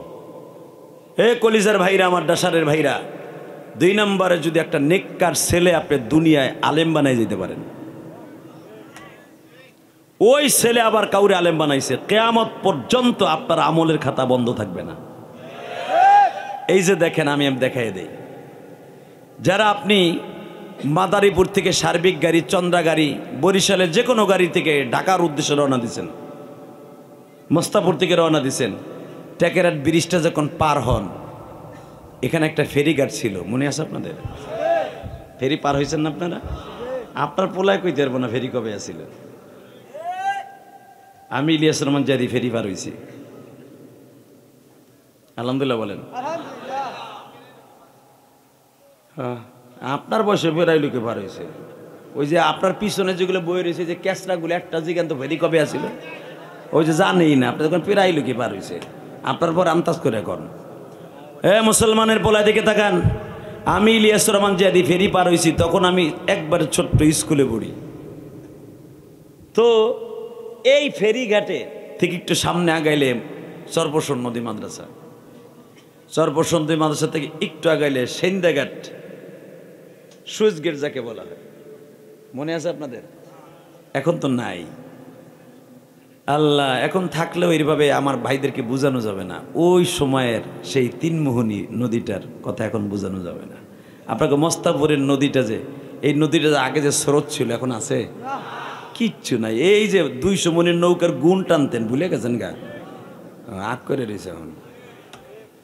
গুণটাই না পাট বেচতে টাকা রেটে যাইতেন, উত্তরায় যাইতেন কি যাইতেন না? বাজান রে, আমি কেন বলছি এখন একটু ধরাইয়া দেই গো বাবা। জীবনের শেষ দেখা আমার মায়ের সাথে ওই নদীর ঘাটে, ওই সুইচ গেট গঙ্গারামপুর বাবা, সেন্দাঘাট নদীর পারে আমার মা দাঁড়াইয়া বলছিল, ইলিয়াস রে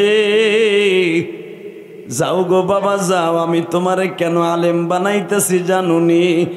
আমি মাহাজানু কবরে যাই একটু আরামে থাকি। তোমার নানা ছিল আলেম, আমি আলেমের মেয়ে।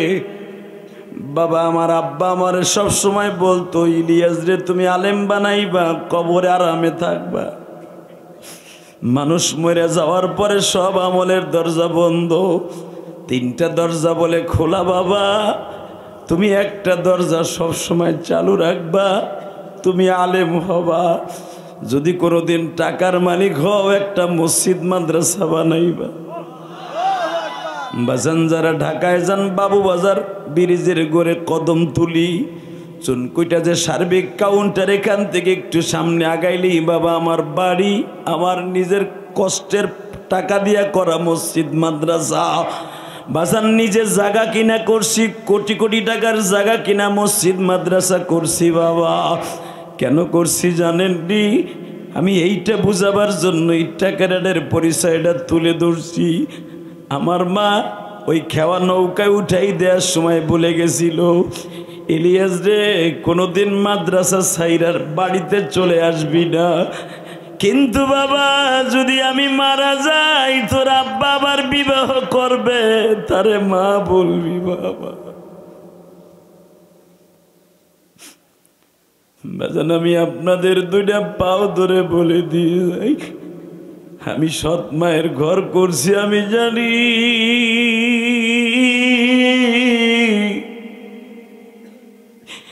এই পৃথিবীতে যাদের মা নাই, ওদের মতো দুঃখ আর কেউ নাই। এই যে তোমাকে মোতা ব্যবসা, বসে ওঠার আগে কেঁদে কেঁদে আমার হাত ধরে কয় যে আদি ভাই আমারও কিন্তু মা নাই। বাজান গত সপ্তাহে এই মাসের বাবা 27 তারিখ ওয়াজ করে আসলাম তাদের পঞ্চগড়, 18 তারিখ ওয়াজ করে আসলাম পঞ্চগড়, 21 তারিখ ওয়াজ করে আসলাম তাদের গ্রামের বাড়ি। বাজান রে অন্তত 50,000-এর মতো মানুষ ছিল ওই কলেজ মাঠটায়। মহিলা পুরুষ দিয়া বাবা মহিলাদের প্যান্ডেল করা হয়েছিল 4টা মাঠ। বাজান তারপর মহিলাদের জায়গা দিয়া পারে নাই কেন জানো? এই মা পাগল ইলিয়াসুর রহমান জিহাদিকে দেখার জন্য কত মা রাস্তায় দাঁড়ায় থাকে গো। মা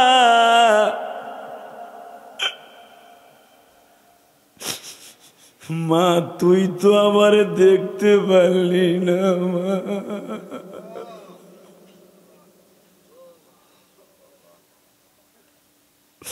বাবা যদি আমার মার দোয়া না থাকতো, টাকার মালিক না হইতাম বাবা, আজকেও আপনাকে ওয়াজে আসার সময় ওই মিডিয়ার ড্রাইভারে জিজ্ঞেস করেন, আল্লাহর জাতের কসম আমার মার কবর যেখানে আমার গ্রামের বাড়ি, আমি তো টাউনে 4 কোটি টাকা করে মসজিদ আল্লাহ করাইছে, 7 কোটি টাকা লাগবে আমার মসজিদে। 7 তলা কমপ্লিট করতে 7 কোটি টাকা লাগবে, আরো 2 তলা কমপ্লিট করছি সবে মাত্র। গ্রামের বাড়ি মসজিদটা যেখানে আমার মা শোয়া, এইখানেও আমি 13 লক্ষ টাকাই পর্যন্ত দিয়া শেষ। আজকে আব্বা দাঁড়ায় রয়েছে, ইট গাঁথতেছি, টাকা দাও, সাদের সময় তো দেশই। আপনাকে এইখানে আসার আগে 50,000 টাকার ট্যাকেরাট ব্রিজের করে আব্বার হাতে দিয়া মসজিদের কাজ করার লেগে এই ওয়াজে আইছি। এই কোরআন হাতে নিয়ে বলছি, 50,000 টাকা আব্বার হাতে দিয়ে আপনাকে ওয়াজে আইছি। মাগরিবের নামাজের সময় কিন্তু আমি আব্বার হাতে টাকা গুনে দিই। ওই যেখানে আপনি আমার দেখা করতে গেছিলেন ঠিক ওইখানে দাঁড়াই আব্বারে টাকা দিয়ে ওয়াজে আইছি। আপনার কন্যা আলেমরা টাকা নিয়ে কি করে, এই তো দেখাই দিলাম তাকানের দিকে।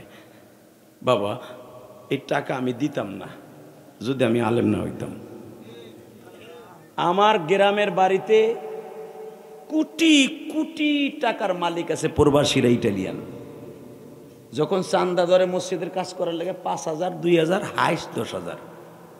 আর আমি ইলিয়াস রহমান জেদ এই পর্যন্ত 13 লাখ দিয়ে ফেলেছি। জোরে বলতে পারলাম না? ওইটা যদি আমার ইউনিয়নের চেয়ারম্যান দিত তাহলে ওরে নাম ফুডাইতে। শিখদের বাড়ির মানুষেরা এই মানুষের ভ্যান সব দিছে। হালাকে এই বেড়া 10টা বছর এই মাদ্রাসার লেগে জান যৌবন সব দিল, একটু নাম নাই। বেড়া একটা ভুল করব, লুঙ্গি খুলে বেড়ারে রেখে দিব। ওই বেড়া আলেম। এই জন্য এই মুসলমানের পোলা, রসুল বলেছেন সব দরজা বন্ধ, 3টা দরজা খোলা। 1 নম্বরে যদি মসজিদ মাদ্রাসা করে যাও, 2 নম্বরে তুমি কোনো একটা সন্তানকে আলেম বানিয়ে যাও, 3 নম্বরে তোমার টাকা দিয়া যদি কাউরে আলেম বানায় যায়। আলহামদুলিল্লাহ বলতে পারলেন না? এখন বলবেন হুজুর আমার পোলা সাইডের দাম রাড়া গেছে ইটালি, এখনো নাতি আছে, নাতিগুলার হাফেজ কোরআন বানাবো, অগ বাচ্চা ছাড়া অগত ইটালি লয়ে যাব। তা আমাগো বংশতে একটাও নাই, জানাজা পড়ার মতো নাই। যে পরের পোলার জানাজা লই এই কবরে যেতে হিসাব করো তো, ডাসারের মধ্যে কয়টা হাফেজ আছে? বড় বড় মাত বাড়ি আর সিটারি বাট পারি দেহ, বেহালা দিলে খালি কুদাকুদি করো, খালি মারামারি করো। জানাজা নাও পরের বাপের, আবার মাত বাড়ি মারাও না বুড়া। পরের পোলার জানাজা হলে কবরে ঘুমাইবা কোটি কোটি বছর, লজ্জা লাগবে না? একটা নাতিরে জানাজা পড়াবার সিস্টেম করাই দিয়েছে। আল্লাহু আকবার বলতে পারলা না? প্রবাসীরা কত কষ্ট করে। আমি ইলিয়াস রহমান জিহাদি জানি, পৃথিবীতে 24টা রাষ্ট্র সফর আমি করছি, আমি জানি। এই যে Malaysia, Singapore, China, Indonesia, Dubai, 6 নম্বরে সৌদি আরব থেকে উমরা করে এই যে বাংলাদেশে আসছি, 1 মাস হয় নাই। সৌদি আরবে দেখে আসলাম, রিয়াদে, দাম্মামে, আল কাসিমে 25 দিন ছিলাম। সৌদি আরবে 29 দিন। 29 দিনের ভিতরে রিয়াদে ছিলাম 11 দিন। বাকি সময়টাই আল কাসিম, রিয়াদ, তারপরে ইয়াম্বো, তারপরে দাম্মাম, সেই ইয়ামানের বর্ডার, প্রত্যেকটা প্রদেশ ঘুরে ঘুরে দেখছি। আমার বাংলাদেশি কলিজার ভাইরা যেই কষ্ট করে, 55 ডিগ্রি সেলসিয়াস রৌদ্রের মধ্যে দাঁড়াইয়া রাস্তা পরিষ্কার করে। পাকিস্তানি কফিল, পাকিস্তানি বস যদি আইয়া দেহ দাঁড়াই, ওর হাতে বেলসা নাই, আইয়া মাজা ধরায়, মা বুক তুলে বকা দিয়া, তারপর মাজাটা ভেঙে দেয় গুঁতে দিয়া। খবর লাই জিগাও এর কাছে। এত কষ্টের টাকা পাঠাইয়া বউ সালমাইরে খাওয়ায়, বউ হেনে বইয়ে তিরিং তিরিং করে আর নাং ধরে। নাং মগির ঘরে মগি মোবাইল পাঠাইছে স্বামী, স্বামীর কেনা মোবাইল দিয়া হে টিকটক করে, তার নাঙের সাথে নাঙের সাথে টিকটক করে। দামরি মরবি না? আল্লাহু আকবার জোরে বলতে পারলেন না? স্বামী 1 মিনিট দামরিরে ফোন দিলে সময় নাই, পুলা কান দিতে হও না, এখন ফোন দেওয়ার টাইম হয়েছে। হ্যাঁ নাঙে ফোন দিছে এক্স বয়ফ্রেন্ড, ঘন্টার পর ঘন্টা মারতাছে। দিছি মগা আর ফোন দিব না, তুমি রাগ হয় না লক্ষ্মী, বুঝো না, ওর সাথে তো একটু কথা কইতে না, তো ধরা খায় যামো। তুই ধরা এখানে স্বামীর কাছে খাস তাই জাহান্নামের হাতে খাইছোর, জাহান্নামের হাতে খাইছোর। স্বামীর টাকা দিয়া, ইটালির পয়সা দিয়া, গরম পয়সা দিয়া তার নাঙের মোটরসাইকেল কিনে দেয়। ওই নাঙের মোটরসাইকেল উঠে আবার আরিয়াল খার ব্রিজ দেখতে যায়। দামরি লজ্জা লাগে না? আল্লাহ হেফাজত করে আমিন। এই যে আমার চাচা বইয়া রইছে, তার মা আমার মা, এই যে আমার ভাইজানের মা, জীবনে কোনদিন দেওরের সাথে কাপড়টা ঘন্টা সারা কথা কয় নাই।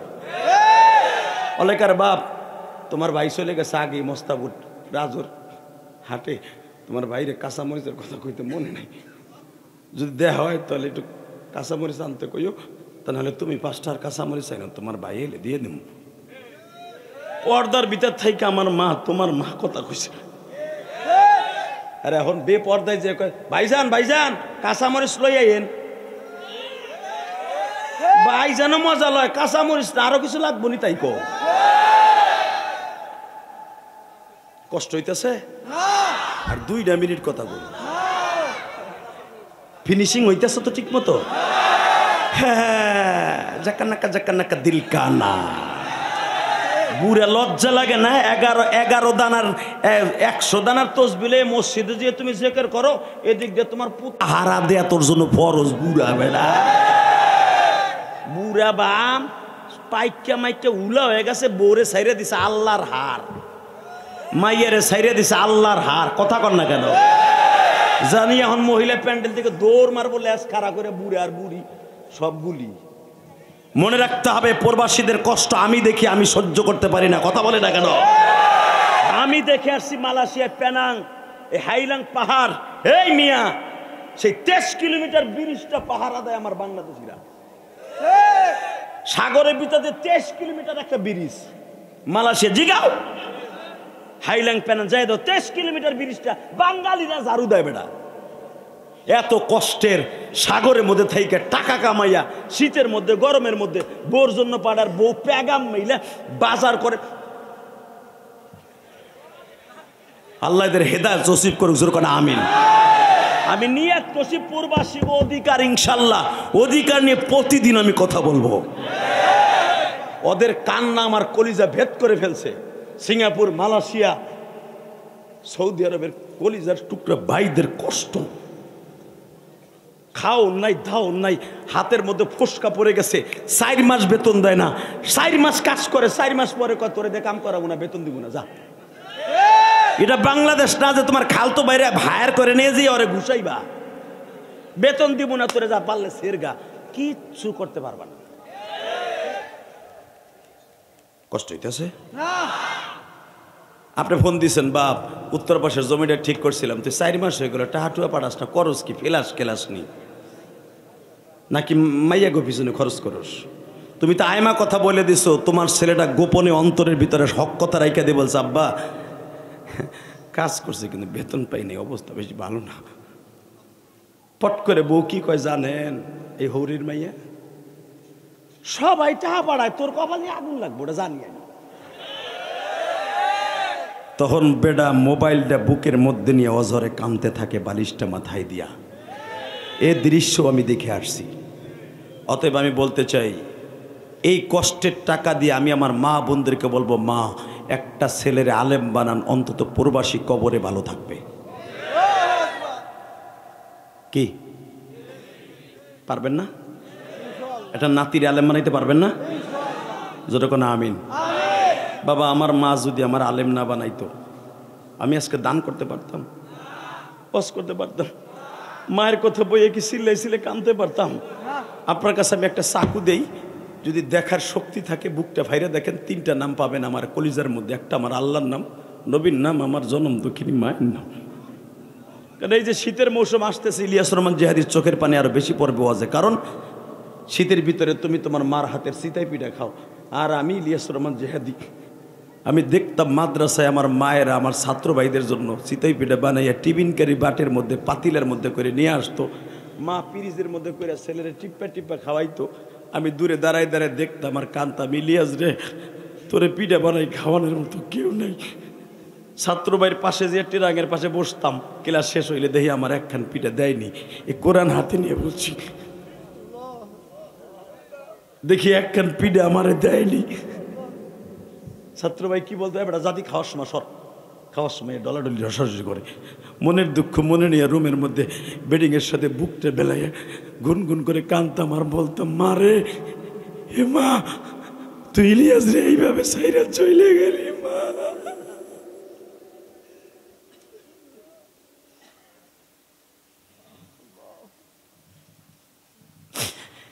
আমার কলিজার টুকরা মাদারীপুরের বাজানটা ইলিয়াসুর রহমান জেহাদির কথা, এই যে হাসো, এই যে কান্দা, এই যোগ্যতা আল্লাহ সব বক্তার ভিতরে দেয় না বাবা, একমাত্র আমার মধ্যে আল্লাহ কেন আমার মতো কিছু কিছু বক্তার মধ্যে দিছে জানুনি? কারণ আমার অ্যাকাউন্টে আমার মায়ের দোয়া ভরপুর গো বাবা। আমার মা 12 বছর বয়সে আমার এই কপালে চুমা দিয়া বলছি, ইলিয়াস রে, জীবনে মাদ্রাসাটা ছাড়বি না, তুই যদি আলেম হস আমি মা তোরে দুধের দাবি ছাইড়ে দিয়ে গেলাম। ওই যে ট্যাকেরা সুইচ গেট দ্বারাই আমার মা জীবনের শেষ কথা বইলা গেছিল, ইলিয়াস রে, জীবনে কোনোদিন মাদ্রাসা ছাইড়া বাসায় চলে আসবি না। আর একটা কথা বলি বাবা, তুই আর আমারে আইয়া পাবি না। এ কোরআন হাতে নিয়ে বলছি, আমার মাই কথাটাই শেষ কথা। আমি কি জানতাম আমার মা এইভাবে ওহির মতো সত্য কথা বলবো? তাহলে আমি যাইতাম না মাদ্রাসায়, কসম আমি মাদ্রাসায় যাইতাম না। আমার মা আমারে কয়, তোর আব্বাও আমারে মারে, তুইও মারস, তোরে মাদ্রাসায় যাইতে কই দেখে তুই আমারে লাত্তি দেস, তোর আব্বা আমারে পিডায়, তোর পোলা মাদ্রাসায় যায় না কে, ঘরে রাখোস কে, পলায় পলায় খাওয়াস কে, আজকেও তোর আব্বা আমারে মারছে, যা আমি তোকে সামনে থেকে অনেক দূরে চলে যাব, অনেক দূরে চলে যাব, অনেক দূরে চলে যাব, অনেক দূরে চলে যাব।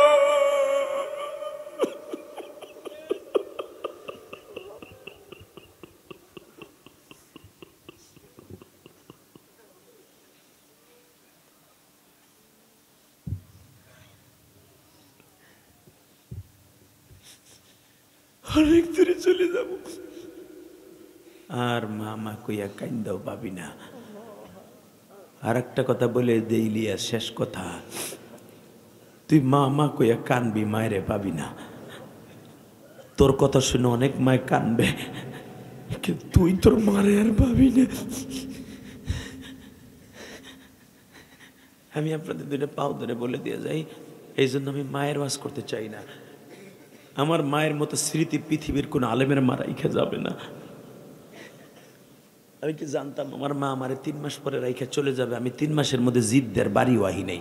আমি কইছিলাম, যাও আব্বাই তোমারে মারে, আমিও তোমারে বকি, যাও, আমি আর বাড়তাম না। কিন্তু আমি জানতাম আমার মা আমার এই 3 মাসের মধ্যে আমার বিদায় দিয়ে আমার চোখ ফাঁকি দিয়ে জীবনের তরে চলে যাবে মা।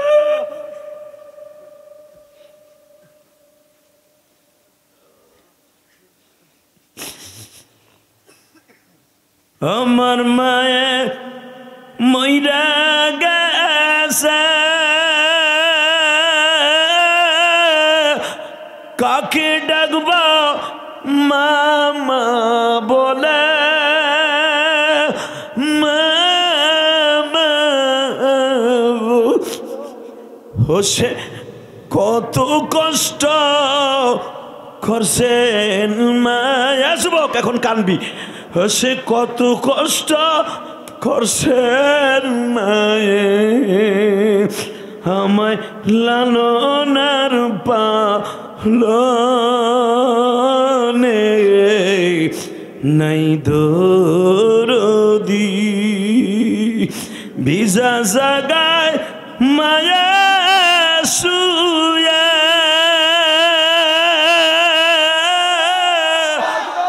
শুকনা জাগায় আমায় রেখে মামা, ওর কেমন আছো ওই কবরে, কেমন আছো ওই কবরে, বলে দিবে কে? আল্লাহ তুমি মাইরো না গো দুঃখিনী মায়ের। আল্লাহ দেখো তোমার পাগলগুলি মামা কয়া কান্দে, কার মা জানু অসুস্থ, কার বাবা বিদেশের বাড়ি অসুস্থ, কোন প্রবাসী ভাই মামা বলে বিদেশে বসে কান্দে। এই রাসর মাদারীপুর কালকিনি দাসার বসিয়া মালিক একটা চোখের পানি দিয়া দরখাস্ত দিয়া যায়, যেই যুবকগুলা জীবনে কান্দে নাই আজকে কানলো। আল্লাহ এদেরকে তুমি ভালো রাখো, এদের বাবা মারে ভালো রাখো। আল্লাহ এদেরকে সহি সালামতে বিদেশ নিয়ে যাইও। যেই ছেলেটা আজকে বিদেশ থেকে ওয়াজের খরচ দিছে, আর বাবা এখানে বয়ে বয়ে কান্দে, ওই ইটালির জমিনে কেমন আছে আমি জানি না। আরে তুমি ভালো রাখো, আর বাবা মারে সবরে জামিল এখতিয়ার করার তৌফিক দিও। আল্লাহ বুকটা ব্যথা হয়ে গেছে, চোখের মধ্যে যন্ত্রণা, তারপর আমার ভাইরা চোখের পানি দেখে তাদের চোখের পানি ধরে রাখতে পারে নাই। যারাই চোখের পানি ফেলছে এদের বাবা মারে মাফ করে দিও, কবরটা জান্নাতের বাগান বানায় দিও। বাবা একটা কথা বলে দিয়ে যাই, এই ওয়াজটা আজীবন হওয়ার দরকার আছে না নাই? হাত দুটা আসমানের দিকে উঠাইয়া, এই রাত 11:30টার সময় 2 ঘন্টা মেহনত করছি, হাত দুটা আসমানের দিকে এখন উঠাবেন, চোখের পানি দিয়ে একটা সিল্লেনি দিয়ে আল্লাহর ডাক দিয়ে কইবেন, জীবনে কোনোদিন আর পাপের কাজ করবো না। উঠান, আল্লাহ করে ডাক দেন, ডাক দেন, ডাক দেন। 30 অক্টোবর, 30 অক্টোবর এই রাত 11:30টার সময়, 30 অক্টোবর রাত 11:30টার সময় হাজার হাজার মুসলমান 2 ঘন্টা বয়ান শোনার পরে চিল্লাই চিল্লাই কাঁদছে। এদেরকে কি মাফ করতে পারবা না? আমার মায়ের সাথে এদের মাফ করতে পারবা না? 30 অক্টোবর তাকায় দেখো, হাজার হাজার মানুষ আল্লাহ আল্লাহ মাদারীপুর কালকিনি দাসার বসে এদের জীবনের গুনাহ মাফ করে দাও, এদের বাবা মারে মাফ করে দাও। এই গভীর রাত্রে খালি হাতে ফিরাইয়া দিও না আল্লাহ, এদের 5 ওয়াক্ত নামাজি বানায় দাও, এদের বাবা মায়ের জন্য খেদমত করার তৌফিক দিয়ে দাও।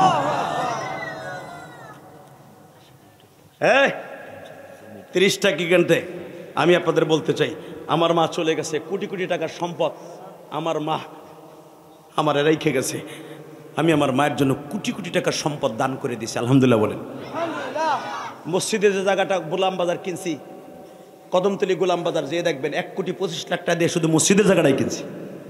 কেউ রে কই নাই 25টা টাকা দেন আমারে, আমার এই কষ্টের টাকা বাড়ি বেচা টাকা দিয়ে মসজিদ করছি। এবারে এবারে দলা কালা পাঞ্জাবি এলায় যাইস না, কপালে এখন পূর্ব। আমি জানি মার ওয়াজ করছি তোর পিনি করছে, কারণ তুই তো তোর মার কি পোলা আমি জানি না। এখানে এমন একটা পোলা নাই যে তার চোখ দিয়ে পানি পড়ে নাই, কথা বলে না কেন?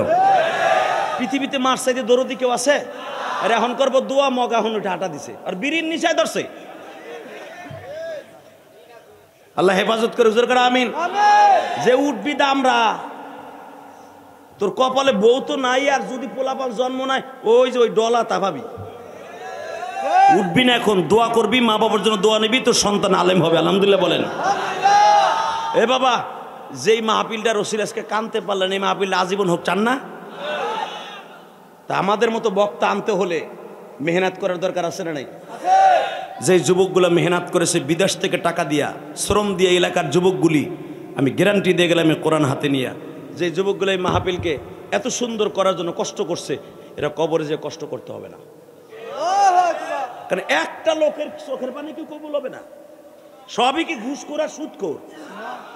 একটা আলেমের চোখের পানি কবুল হবে না? একজনের যদি কবুল হয় পুরা মজমার দোয়া কবুল হয়ে যাবে। কি ভাবলেন আপনি মাহফিলটারে?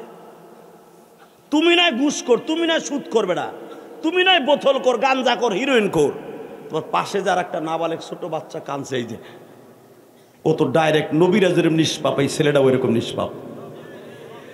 দেখো এই ছেলেগুলা যারা গুনাহ করে নাই, এগো দোয়া তো কবুল হইব। এগো দোয়া কবুল হওয়া মানে পুরা মজমার দোয়া কবুল হওয়া। তাহলে ওয়াজ হওয়ার দরকার আছে না নাই? 30টা সেকেন্ডে ওই যে একটা যুবক এখনো কান্দে, আর গুনার পাতা এখনো খোলা হয় নাই, চোখ দুটা লাল, আমার চাইতে লাল ওর চোখ কানতে কানতে। এটা ইলিয়াসুর রহমান জেহাদির ক্রেডিট না, এটা তার মায়ের দোয়া। আমার চাইতে সুরালা বক্তা বাংলাদেশে বহুত আছে, আমার সাথে বড় আলেমও আছে, তা আমার মতো কান্দানু বক্তা কম আছে। এক বক্তা 5 মিনিট 3 মিনিট পরে কান্দাইতে পারে না, আর আমি ফার্স্ট টুলার 2 ঘন্টা ইচ্ছা যদি করি, আল্লাহর ইচ্ছায় 2 ঘন্টায় আল্লাহর হুকুমে কান্দাইতে পারি। এ যোগ্যতা আল্লাহ আমাকে দিয়েছেন আমার মা বাবার দোয়ায়। কি মিথ্যা কথা বলছি? মাঝে হাসছেন মাঝে কাঁদছেন, 2 ঘন্টা চলে গেছে আপনি জানেনও না। তাকান এদিকে, লাস্টে একটু চোখের পানি দিয়ে আমার মৌলারে খুশি করে যাম। আর জীবনে দেখা হবে কি নাই কালকে নি, হতে পারে কিয়ামতের মাঠে। ইনশা আপনি ইচ্ছা করলে ইলিয়াসুর রহমান জিহাদির আনতে পারবেন না। আমার একটা শিডিউল মিলানো খুব কষ্টকর, কারণ আমি ডেলি একটা ওয়াজ করি। আমার লেভেলে সব বক্তা 3টা 4টা 5টা করে ওয়াজ করে, আমি করি একটা। আমি মাগরিবের নামাজে এখানে পড়ছি, কালকে ওয়াজ করবো সেই ময়মনসিংহ ভালুকা, ওই একটাই করব। এরপরের দিন করব জামালপুর, ওই একটাই। আলহামদুলিল্লাহ বলেন। হালাকি এক এক বক্তা 4টা করে ওয়াজ করে যেই টাকা নাই, আমি একটা করে ওই টাকা নেই। আর আমার সমস্ত টাকাগুলো আল্লাহ রাস্তা খরচা হয়, কারণ বাড়ি গাড়ির আর দরকার নেই। টাউনে বহুত কিছু করছে, আর বাড়ি গাড়ির দরকার নেই। জান্নাতের বাড়ি ঠিক করবো, আলহামদুলিল্লাহ বলেন। আমার মসজিদ কমপ্লিট করতে আমার আরো এখনো 7 কোটি টাকা লাগবে। তোমার কাছে যদি কইছে আসা 5 বছর সিমেন্ট দাও, তুমি সেগাইয়া ঘুরবার কবা আমাগোই আছে মসজিদ। অবশ্যই আমার ওয়াশ করে তোমার কার্ডের উপরে ডগি লাগায় টাকা কামাই, তারপর মসজিদে খরচ করবো। আলহামদুলিল্লাহ বলেন। তাকানের দিকে তাহলে মাহফিলটা হোক, আপনি চান না? চান? 30টা সেকেন্ডে কোন ইটালিয়ান আছো, তোর সাথে আমি বন্ধুত্ব করব। পৃথিবীর সবাই বিপদে পড়লে তুই পড়বি না। কোন ইটালিয়ানের বাবা আছেন, কারো কাগজ না হইলে আপনার ছেলের কাগজ হবে, আমি গ্যারান্টি দিয়ে গেলাম। এই চোখের পানি